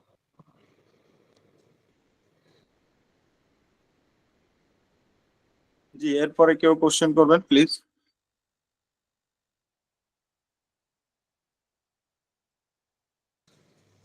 আর ভাইয়া দেখা গেল কি ওই যে আমরা যখন ইয়ে করব না, ওই যে ট্রাভেল হিস্ট্রি আর কি বলা যায় ট্রাভেল আইটিনারিটা বানাবো, জি। তখন দেখা যাবে কি আমার ওই স্টকহোমেও থাকতে পারে, আবার আউট অফ সাইডও আমি থাকতে পারি, যেটা আমার হোটেল থেকে অনেক দূরে। এখন আমি তো হোটেল বুকিং একটা দেখাইলাম, এই ক্ষেত্রে কোনো সমস্যা হবে কিনা? না, এখন হোটেল বুকিং একটা দেখাবেন না একাধিক দেখাবেন সেটা ডিপেন্ড করে আপনার ট্রাভেল প্ল্যানের উপর। আপনি মনে করেন স্টকহোমে থাকবেন, স্টকহোম হচ্ছে সিটি ওদের, তো স্টকহোমের জায়গায় আপনি অন্য কোনো প্রভিন্সে জায়গায় গিয়ে থাকতে পারেন, তো সেই ক্ষেত্রে ওই জায়গায় যদি বেশি দিন স্টে করেন তো সেই ক্ষেত্রে ওই জায়গার একটা হোটেল বুকিংও দিয়ে দিবেন। ফর এক্সাম্পল আমরা তো এখানে শর্ট একটা ট্রাভেল প্ল্যান দেখাইছি, আপনি 10 দিনের ট্রাভেল প্ল্যান দেখাইলেন, 10 দিনের ট্রাভেল প্ল্যানে আপনার একাধিক জায়গা ভিজিট করা দেখাইতে পারেন। ভাই স্ট্যান্ডার্ড কতদিন উল্লেখ করলে সুবিধা? সরি সরি মানে স্ট্যান্ডার্ড কতদিন আমি উল্লেখ করলে সুবিধা হবে? যে এখানে 10 দিন বলছেন, বা কেউ 1 সপ্তাহ, বা কতদিন দেখাইলে মোটামুটি এটা একটা একজন স্ট্যান্ডার্ড ট্রাভেলার? এটা ডিপেন্ড করে হচ্ছে মানে সরি, স্ট্যান্ডার্ড ট্রাভেলার বলতে আমাদের মোটামুটি যারা বলছি এর আগের ক্লাসগুলোতে যে আমরা বছরে নির্দিষ্ট একটা টাইমে ট্রাভেল করি, তো তারা হচ্ছে স্ট্যান্ডার্ড ট্রাভেলার ইয়ে হয়। আর পাশাপাশি আপনার ফাইন্যান্সিয়াল এলিজিবিলিটি না থাকলে তো সেনজেন আপনাকে ভিসা দিবে না। পাশাপাশি কিছু জিনিস এক্সট্রাঅর্ডিনারি, আপনার ভিসা রিকোয়েস্ট লেটার, পাশাপাশি একটা যে ট্রাভেল প্ল্যান দিচ্ছেন পরিকল্পিত। এখন ওরা জানে যে ট্রাভেল প্ল্যানটা আমরা হয়তো গুগল করে দিই, কিন্তু ওই গুগল করে না দেওয়ার চাইতে আপনার পরিকল্পিত একটা ট্রাভেল প্ল্যান আপনার মতো করে দেন। আপনি 5টা প্লেস দেন যে 5 দিনে 5টা প্লেস ভিজিট করবো, আর আপনি যাওয়ার পরে তো আপনার মতো করে ভিজিট করতে পারবেন, সেটা সমস্যা না। সজীব আর ভাই, ভাই আমি যদি সিঙ্গেল এন্ট্রিতে ইন করি, তাহলে কি আমি অন্য কোনো দেশে ইন করতে পারবো কিনা? হ্যাঁ হ্যাঁ, আপনি সেনজেনের যে কোনো কান্ট্রিতে এন্ট্রি করে অন্য কোনো কান্ট্রি দিয়েও বের হইতে পারবেন, কোনো সমস্যা নেই। বুঝছি। আচ্ছা ভাইয়া, আমার একটা প্রশ্ন আসসালামু ছিল ভাইয়া, একটা প্রশ্ন ছিল ভাইয়া। জি জি জি, বলেন সুইডেন, শুনছি। সুইডেন, পোল্যান্ড, নেদারল্যান্ড বাদে অন্য কোন কান্ট্রির ক্ষেত্রে মানে সেখানে মানে কি মানে বাংলাদেশের যে ভিএফএস আছে, সেনজেনের যে কোনো একটা কান্ট্রিতে আমি যদি ভিজিট করতে যাই, আসলে এই ভিএফএস কি জমা দিব নাকি সেক্ষেত্রে যদি যে এম্বাসি গুলো ইন্ডিয়াতে আছে সেগুলোতে জমা দিতে হবে? না, এখন বলছি আমি কি, আমাদের যেমন ফ্রান্স এম্বাসি হচ্ছে এম্বাসিতে জমা দিতে হয়, তারপরে সুইজারল্যান্ড এম্বাসি হচ্ছে সুইজারল্যান্ড এম্বাসিতে সরাসরি অ্যাপয়েন্টমেন্ট নিয়ে জমা দিতে হয়। জার্মান এম্বাসি ছিল কিন্তু ওরা বিএফএস কে এখন দিয়ে দিছে, তো জি। ওইটা যেগুলো এম্বাসি ফেস করতে হয় তাহলে এম্বাসির থ্রুতে জমা দিতে হবে। আর আদারওয়াইজ আচ্ছা যেগুলো আছে বিএফএস এর থ্রুতে, বিএফএস এর থ্রুতে জমা দিতে হবে, এম্বাসিতে জমা দেওয়া যাবে না। সজীব মানে ভাই, যেই আমার একটা কান্ট্রি কোশ্চেন যেভাবে ছিল। রুলস আছে ওইভাবেই। হ্যালো জি সজীব ভাই, জি, শুনছি, বলেন। আচ্ছা, আমার একটা প্রশ্ন ছিল, সেটা হলো এনওসি আর ফরওয়ার্ডিং লেটার দুইটা কি সেম জিনিস নাকি দুইটা দুইটা আলাদা আলাদা? না না না, এনওসি হচ্ছে আপনাকে অফিস থেকে দিবে, প্রাইভেট সার্ভিস আমরা যারা করি তো হ্যাঁ, তাদেরকে অফিস থেকে দিবে, আর এটা তো অবশ্যই আমাদের লিভ মেনশন করে দিবে, তারপর হচ্ছে আমাদের ডেজিগনেশন যেটা হোল্ড করি সেটা দিবে, পাশাপাশি আমাদের স্যালারিটাও দিতে পারে, স্যালারির জন্য তো আলাদা পেপার দিবে, তো এগুলা দিতে হবে। আর ফরওয়ার্ডিং লেটার যেটা কোম্পানি যখন খরচ বহন করবে তখন সেটাকে আমরা ফরওয়ার্ডিং বলি। আর হচ্ছে আর ভিসা রিকোয়েস্ট লেটার হচ্ছে আমরা যখন নিজেদের জন্য একটা ভিসার জন্য ভিসা অফিসারের কাছে রিকোয়েস্ট করি, যেটা আমি দেখাইলাম একটু আগেই, আমরা যে মানে এটা হচ্ছে আমি পার্সোনালি দিচ্ছি ভিসা অফিসারকে। আর এই লেটারটা যখন আমাদেরকে কোনো কোম্পানি বেয়ার করবে দেখাবে তখন এটা ফরওয়ার্ডিং লেটার হয়ে যায়। আচ্ছা, এটা গেল। আর একটা হলো, যখন আমরা ট্রাভেল আইটিনারি দেই ওখানে যে এয়ার টিকিটটা দেবো আমরা, সেই এয়ার টিকিটটার পিএনআর তো ভ্যালিড থাকতে হবে না, তাই না? কেন আমরা না একটা না না, পিএনআরটা আমরা বলতে পারি যে আপনার পিএনআর এর হচ্ছে 6 ডিজিট থাকলে হবে, এখানে এয়ারলাইন্স পিএনআর 6 ডিজিটের থাকবে। আর এরপর হচ্ছে আপনার এখানে যে জিডিএস থেকে করি আমরা, জিডিএস এর পিএনআর 6টা মানে 6টা ডিজিট থাকতে হবে, তাইলে এটা ইফেক্টিভ। এখানে যে দেখেন আমরা পাসপোর্ট নাম্বার স্কিপ করে গেছি, পাসপোর্ট নাম্বার তো লাগে না, আপনার নাম থাকলে হবে। আর ট্রাভেল প্ল্যান যেটা দেখাচ্ছেন ডিপারচার অ্যারাইভেল ডিপারচার মানে আপনার ট্রাভেল প্ল্যানের সাথে যেন মিল থাকে। না, আমি যেই জন্য প্রশ্ন করলাম যে আমি রাশিয়ার একাধিক ট্যুরিস্ট ভিসা করছি, ওই একটাই আমার জিডিএস থেকে টিকিট করা ছিল। আমি যখন ট্রাভেল প্ল্যান করতাম তখন দেখে নিতাম ওই ডেটে ওই এয়ারলাইন্সের ফ্লাইট নাম্বারটা কি, কোন এগুলো দেখে ফ্লাইটটা ওইটা আছে, হ্যাঁ হ্যাঁ হ্যাঁ দেখে ওইটার সাথে অ্যাডজাস্ট করে ওইটা দিয়ে দিতাম। এটাই তো হ্যাঁ রাইট হ্যাঁ, ওয়ে নাকি? এটা তো ভালো, এটা হচ্ছে জিডিএস মিস ইউজ করা, আপনার ইয়ে হইলো যে জিডিএস মিস ইউজ করতেছি না। জি জি, ওইটা দেখে আমি ট্রাভেল ওই এয়ারলাইন্সটা, ওদের ফ্লাইট নাম্বার কত, এয়ারলাইন্স কোন এয়ারলাইন্স আছে এটা দেখে ওইটা বসা দিয়ে ওইটা দিয়ে করতাম। আর এই এটা আপনি আমাদের যেহেতু আপনার জিডিএস এর ইউজ করার অ্যাবিলিটি আছে, সবাই তার এটা বুঝবে না, হয়তো যারা জি জি। অ্যাপ্লাই করবে তারা কোনো কোম্পানি থেকে নিয়ে নেবে, সরি ট্রাভেল এজেন্সি থেকে নিয়ে নেবে। আর এই যে ফরওয়ার্ডিং লেটার বা এই যে ট্রাভেল আইটেনারি এগুলোর এই আজকের ক্লাসের এইগুলো তো আমরা ডকগুলো তো পাবো হ্যাঁ নাকি? এগুলা এগুলা সব দিয়ে দিব। আইটিনারি, হোটেল বুকিং এর যে ড্রাফট, ইন্স্যুরেন্সের যে ড্রাফট আছে। ইন্স্যুরেন্সে আরেকটা জিনিস আমি বলি, ইন্স্যুরেন্সে দেখবেন হচ্ছে আমাদের ফুল নেম থাকতে হবে, তারপর হচ্ছে ফোন নাম্বার ম্যান্ডেটরি না, পাসপোর্ট নাম্বার, এরপর হচ্ছে আমরা যে ডেটের ট্রাভেল প্ল্যান দেখাচ্ছি ওই ট্রাভেল প্ল্যান আমি একটু আগে আলোচনা করছি, এগুলা যেন মিল থাকে। হ্যাঁ, আদারওয়াইজ ইন্স্যুরেন্স অ্যাকসেপ্ট করবে না। আর ইন্স্যুরেন্সের হচ্ছে অরিজিনাল এবং ফটোকপি দুইটাই নিয়ে যেতে হবে। আর বেসিক্যালি ইন্স্যুরেন্স হলো থেকে তিনটে দুইটা জিনিস ম্যান্ডেটরি, তাই তো? এখানে যে পাসপোর্ট নাম্বার আর পাসপোর্ট হোল্ডারের নেম আর হলো ট্রাভেল প্ল্যান, এই তিনটা জিনিস তো একদম হ্যাঁ হাতে হ্যাঁ, এরপর হচ্ছে ডেট অফ বার্থ। আচ্ছা। এটা ইন্স্যুরেন্স যাদের হ্যালো কাছ থেকে করবেন ওরা এটা করে দেয়, ওটা সমস্যা না। তারপরে আমাদের ভাইয়া, আমি যে প্রবলেম করছি, যেমন গত বছর আমি এক ভদ্রলোকের জন্য আপনারা পোল্যান্ডের প্রশ্ন জন্য করেন। দিল্লি থেকে জমা দিয়েছিলাম। ওই পাস ইন্স্যুরেন্স কোম্পানি কি করছে, এক জায়গা হবে 96, উনি ওইখানে সব দিকে 69 দিয়ে দিছে। তো ভিসাটা রিফিউজ করছিল, বাট আমরা বুঝতে পারছিলাম না কি জন্য। পরে দেখলাম যে আমাদের এই ডকুমেন্টের সমস্যার জন্য, পরে ওইটা চেঞ্জ করে দেওয়ার কারণে আবার ভিসা হয়েছে ওই সেম পারমিট দিয়ে। আচ্ছা আচ্ছা। হ্যাঁ ভাইয়া, এই যে ট্রাভেল আইটিনারি গুলা, যেটা ফ্লাইট আইটিনারি যেটাকে বলি, ওইটা তো আমরা যখন ওই যে কোনো ট্রাভেল এজেন্সিতে করাই আনি, এটা তো দেখা যায় কি 3 ঘন্টা বা 4 ঘন্টা ভ্যালিড থাকে। হ্যাঁ, এটা এখন তো এটা লাইভ তো, রাখা দরকার নাই, হোটেলটা লাইভ রাখতে হবে, আমাদের হোটেলটা আচ্ছা লাইভ ভাইয়া, রাখতে হবে। এটা যদি আমরা ফটোশপে এডিট করে দেই তাহলে কি হবে কিনা? একটু আগে যে এক ভাই বললো যে আমরা এটা করি কি, ওই যে আপনার যেই ফ্লাইট যেদিন যাচ্ছে, মনে করেন 21 তারিখে যদি এমিরেটস এয়ারলাইন্সের এই ফ্লাইট গুলো না থাকে, তো সেই ক্ষেত্রে তো আপনার এটা ফেক মনে হবে, যে আপনি জানেনই না ফ্লাইট কোনটা বা নিজে তৈরি করে দিচ্ছেন। তো এই যে যে ট্রাভেল প্ল্যানটা আমি মনে করেন এটা বানাই দিই, যে বা যেইভাবে দিই, জি এই ফ্লাইট গুলো ঠিক থাকলো, ফ্লাইট এবং ফ্লাইট নাম্বার, হ্যাঁ এগুলো ঠিক থাকতে হবে। মনে করেন কোনো কারণে ভিসা অফিসার জানলো, মনে করেন ভিসা অফিসার তার বাংলাদেশি কেউ না, জি সুইডেনের একজন ভিসা অফিসারে দেখলো এই পেপারটা, তো সে তো জানে রেগুলার ট্রাভেল করে যে এই ফ্লাইট তো এমিরেটসে অপারেট করে না, তো সে অনলাইনে ক্রস চেক করে, তখন দেখলো যে এই ফ্লাইট নাই, তখন তো এটা ভুয়া হিসেবে প্রমাণিত হলো। ভাইয়া, পিএনআর নাম্বারটা তো কোনো সমস্যা না, ওটা 6 ডিজিটে থাকলো, না না, ওটা তো কোনো সমস্যা নাই। হ্যাঁ পিএনআর আপনি আপনার মনে করে দেন, পিএনআর এ কোনো সমস্যা নেই, বাট হচ্ছে ওই ফ্লাইট ওই টাইমে ওই দিনে থাকলে হবে। জি জি, বুঝছি ভাই। ভাই আমার একটা অস্ট্রেলিয়া প্রশ্ন ছিল। কানাডার মতো ভিসা ফর্ম কি মানে অনলাইনে সাবমিট করার অপশন নেই, এখানে বিএফএস এ জমা করতে হবে ডাইরেক্ট, এই তো? হ্যাঁ হ্যাঁ, অনলাইনে সাবমিশনের কোনো অপশন নাই, যে এক্সপার্ট চেক লিস্ট আমরা ডকুমেন্ট নিয়ে যাব, অরিজিনাল পাসপোর্ট সহকারে, মানে ডকুমেন্ট ওই যা যে আছে অরিজিনাল যে পাসপোর্ট নিয়ে ফর্মটা আমরা জমা আপনি দেব। প্রোভাইড করলেন, যে ফর্মটা আপনি প্রোভাইড করলেন, এটা আমরা অনলাইন থেকে নিয়েও ফিল আপ করে আমরা জমা করতে পারবো, এই তো? হ্যাঁ হ্যাঁ, আমি তো শুরুতে দেখাইছি কিভাবে আমরা রাইট। এই অনলাইন মানে ফর্মটা আমরা কোথায় গিয়ে পাবো। আসসালামু আলাইকুম আচ্ছা, আপনি সাকিব ভাই। আসলে যে জি জি লাইভ ভাইয়া। লাইভ হোটেল বুকিং সম্পর্কে যেটা ডকুমেন্ট বললেন, রিলেটেড একটা কথা ছিল, কারণ ইউকে একজন যে কোনো একজন বলেন, কারণ রিপিট করতেছে কথা। ইউকে এমবাসিতে অনেক সময় দেখা যায় যে আমরা এ4 সাইজের পেপার ছাড়া যদি আমরা কোনো ডকুমেন্টস দেই, সেটা ওরা অ্যাকসেপ্ট করে না। এই টাইপের কোনো কিছু বাইন্ডিংস আছে কিনা?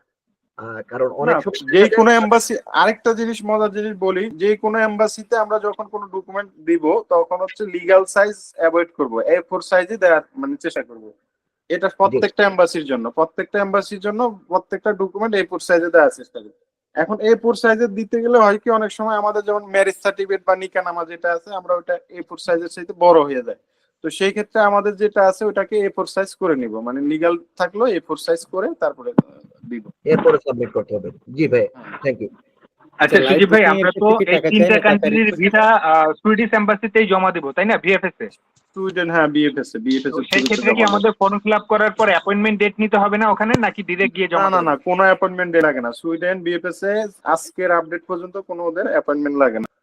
এটা তো ওই যে ওই যে মধ্যবাড্ডা হোসেন মার্কেটে যেখানে ওই এইটাই তো নাকি? না না না, এই ওইটা অ্যাড্রেস হচ্ছে জার্মান বিএফএস, ওইটা হচ্ছে সরি জার্মান এটা হলো বিএফএস। ডেল্টা টাওয়ারে যে কানাডার। জি জি, কানাডা ভাই ফিনল্যান্ডের জন্য অস্ট্রেলিয়া। ফিনল্যান্ডের জন্য কোথায় জমা দিতে হয়? আমি যদি ইন্ডিয়া জমা দিই।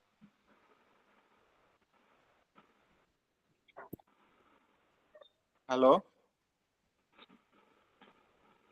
হ্যালো। হ্যাঁ ভাইয়া, কানাডা কানাডা ভিসার জন্য যদি আমি পার্সোনালি ভিজিট করি তাহলে কি ফ্যামিলি ইনফরমেশন দিতে হবে?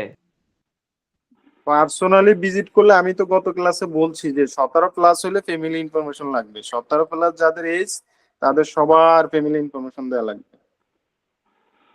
আচ্ছা, ওই কানাডার যে আমরা ফর্মটা ফিল আপ করে অনলাইনে সাবমিট করব, এরপরে অ্যাপ্রুভাল আসলে কি বায়োমেট্রিক দিতে হয় নাকি বায়োমেট্রিক আগেই দিতে হয়?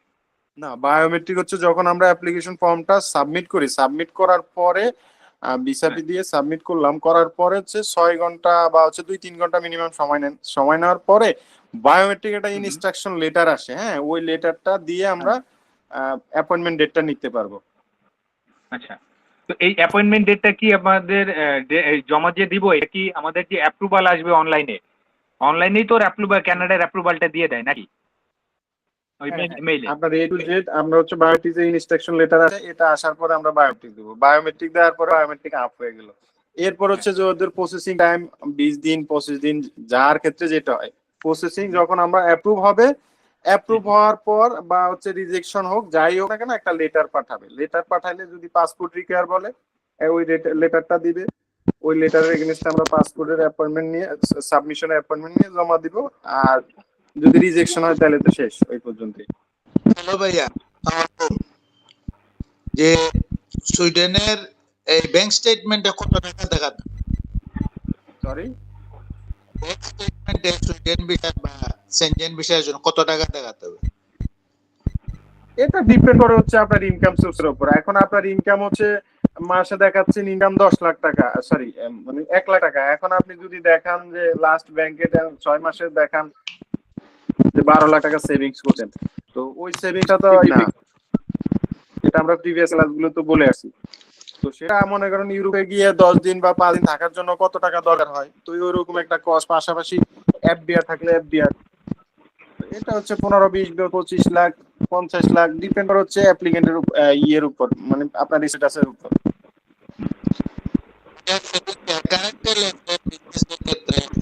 এটা স্পেসিফিক কোনো ইয়ে নাই, স্পেসিফিক কোনো রুলস নাই যে এত টাকা সেভিংস থাকা লাগবে। ভাইয়া, এই যে এখানে কি ম্যারেজ সার্টিফিকেট জমা দিব না কি নিকানামাটা জমা দিবে ইংলিশে? আপনার নিকানামা যদি থাকে নিকানামা, এখন নিকানামা যাদের অনেকের হয়তো নিকানামা না, ম্যারেজ সার্টিফিকেট আছে, ম্যারেজ সার্টিফিকেট থাকলে আর নিকানামা লাগে না। আর যাদের ম্যারেজ সার্টিফিকেট না থাকে তাহলে নিকানামা, মানে ম্যারিড প্রুফ করার জন্য যে ডকুমেন্ট আছে ওইটা।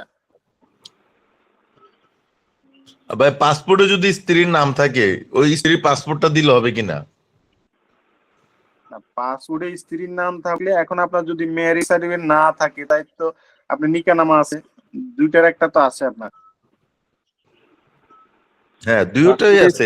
নাম থাকলে ওটা দিবেন, ওই নামে তো আরো অনেকেই থাকতে পারে, তাই না? না, ওইটা তো আর ভ্যালিড কোনো প্রুফ না, মানে আপনার স্পাউস ঠিক আছে যখন ট্রাভেল করবে তখন দিলেন, কিন্তু আপনার ম্যারেজ সার্টিফিকেট দিলে হবে। ম্যারেজ সার্টিফিকেট দিলেই তো বোঝায় যে আপনার স্পাউস আছে, আর তখন আর এডিশনাল কিছু দেয়া লাগে। এখন আপনি যদি চান স্পাউসের পাসপোর্টের ইনফরমেশন পেজের ফটোকপি দিতে পারেন, বা পাসপোর্ট যদি না দেন আবার ওগুলা চাইলে আপনি নিয়ে যাবেন, ওগুলা দিতে পারেন, এডিশনাল অনেক কিছুই দিতে পারেন, ওটার সমস্যা নাই। আপনি দিলে এমবাসি অ্যাকসেপ্ট করবে বা ভিসা অফিসার দেখবে, এগুলা হচ্ছে ম্যান্ডেটরি, যেগুলো এগুলা ফুলফিল করতে হবে, আদারওয়াইজ সাবমিশন হবে না। বুঝছি।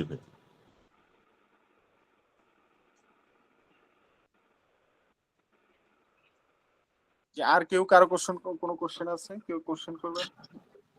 ভাইয়া এখানে কি আমাদের যে ক্লাসটা আজকে নিলেন, যে আজকে যেমন পোল্যান্ড বা 3টা দেশ নিয়ে ইয়ে করছেন, নেক্সট কি যে বাকি আর যে 24টা দেশ আছে ওই 24টা দেশ নিয়ে আলোচনা করবেন এরকম? না 24টা দেশ তো আর এট এ টাইমে, মানে 24টা দেশ করতে হলে 24টা ক্লাস লাগবে, তো 24টা ক্লাস তো আর করা সম্ভব না।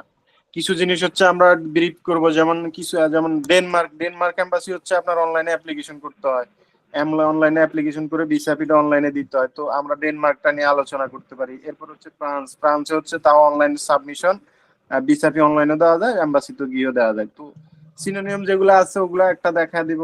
আর পাশাপাশি আরো যেমন বিএফএস রিলেটেড যেগুলোর অ্যাপয়েন্টমেন্ট নির্ধারণ করতে হয়, যেমন ইতালির জন্য অ্যাপয়েন্টমেন্ট নির্ধারণ করতে হয়, তারপর হচ্ছে আপনার জার্মানির জন্য অ্যাপয়েন্টমেন্ট নির্ধারণ করতে হয়, তো ওগুলো একটা দেখা দিব যে কিভাবে অ্যাপয়েন্টমেন্ট নির্ধারণ করতে নিতে হয়, পাশাপাশি অ্যাকর্ডিং চেক লিস্ট কিভাবে ডকুমেন্ট সাজাতে হয়। ডকুমেন্ট সাজানো তো বুঝে গেছেন সবাই, পাশাপাশি আমরা ওইভাবে চেষ্টা করছি করবো আর মানে নেক্সট ক্লাসে ক্লাস তো ভাই আজকে যেটা নিলেন বা ওভারঅল ক্লাস তো আমরা ভালো ধারণা পাইতেছি বা বুঝতেছি। আসসালামু আলাইকুম। এখন 27টা আমার কান্ট্রির প্রশ্ন মধ্যে ছিল যে ফিনল্যান্ডের এমবেসি বাংলাদেশে নাই। জি সজীব ভাই আরেকটু আজকে বলে দেন আজকে ভাই 27টা কান্ট্রির মধ্যে এটা কি একটা ডিভাইশন করা যাবে কিনা যে এই কান্ট্রিগুলো এভাবে অ্যাপ্লাই করা লাগে, ওই কান্ট্রিগুলো ওইভাবে অ্যাপ্লাই করা লাগে? সেনজেনের নাকি অন্য কোনো সেনজেন টোটাল 27টা পোল্যান্ডে কি পদ্ধতি? হ্যাঁ, সেনজেনে তো আমরা একটা গাইডলাইন দিয়ে দিব যে কোন কোন এমবাসি বাংলাদেশ থেকে মানে সরি কোন সেনজেনের কোন কান্ট্রিগুলো বাংলাদেশ থেকে অ্যাপ্লাই করা যায়, পাশাপাশি হচ্ছে আপনারা মানে কোন কান্ট্রির জন্য এমবাসি করতে হয়, কোন কান্ট্রি হচ্ছে অ্যাপয়েন্টমেন্ট ছাড়া বিএপি জমা দেওয়া হয়, ওগুলো আরো বিস্তারিত একটা গাইডলাইন দিয়ে দিব, মানে বাংলাদেশ থেকে রেগুলার যে দেশগুলোতে প্রসেসিং হয় ওগুলো। সজীব ভাই আরেকটু জানতে চাইছিলাম যে হ্যালো জি শুনছি, বলেন। সুইডিশ এম্বাসিতে কোন কোন কান্ট্রি জমা দেওয়া যায় এটা একটু কনফার্ম করবেন। আর এই যে সেনজেনের যে আশেপাশের আরো দেশগুলো আছে লাটভিয়া, লিথুয়ানিয়া, ওইগুলো কোন এম্বাসিতে টুরিস্ট ভিসার জন্য বাংলাদেশে জমা দেওয়া যায় এটা একটু জানাবেন। আচ্ছা আচ্ছা ঠিক আছে, আমরা ওগুলো হচ্ছে নেক্সট ক্লাসে কিছু জিনিস আমরা দিয়ে দিব, দেওয়ার পর আপনারা মোটামুটি ইউরোপের সম্পর্কে ভালো একটা গাইডলাইন পেয়ে যাবেন। আজকে তো পোল্যান্ডের মানে যে ফর্ম ফিল আপ করলাম দেখলাম এটা সুইডেন, হ্যাঁ, পোল্যান্ড, নেদারল্যান্ড, তিনটা একই সাথে পোল্যান্ডে, তাই না? জি জি। Poland Netherland. এখন পোল্যান্ডে জমা কোথায় করব? এটা হচ্ছে বিএফএস এর থ্রুতে, বিএফএস হচ্ছে ডেল্টা টাওয়ার, ওই যে গুলশান 2 নম্বর।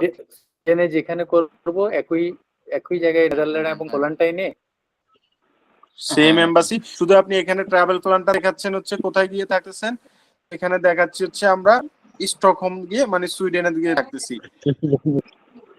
আর আমরা যখন পোল্যান্ডের জন্য দেখাবো তখন পোল্যান্ডের আইডেন্টিটি দিতে হবে, হোটেলটা পোল্যান্ডে দেখাতে হবে না, ওটা জি। আমি শুধু কনফার্ম হচ্ছে যেমন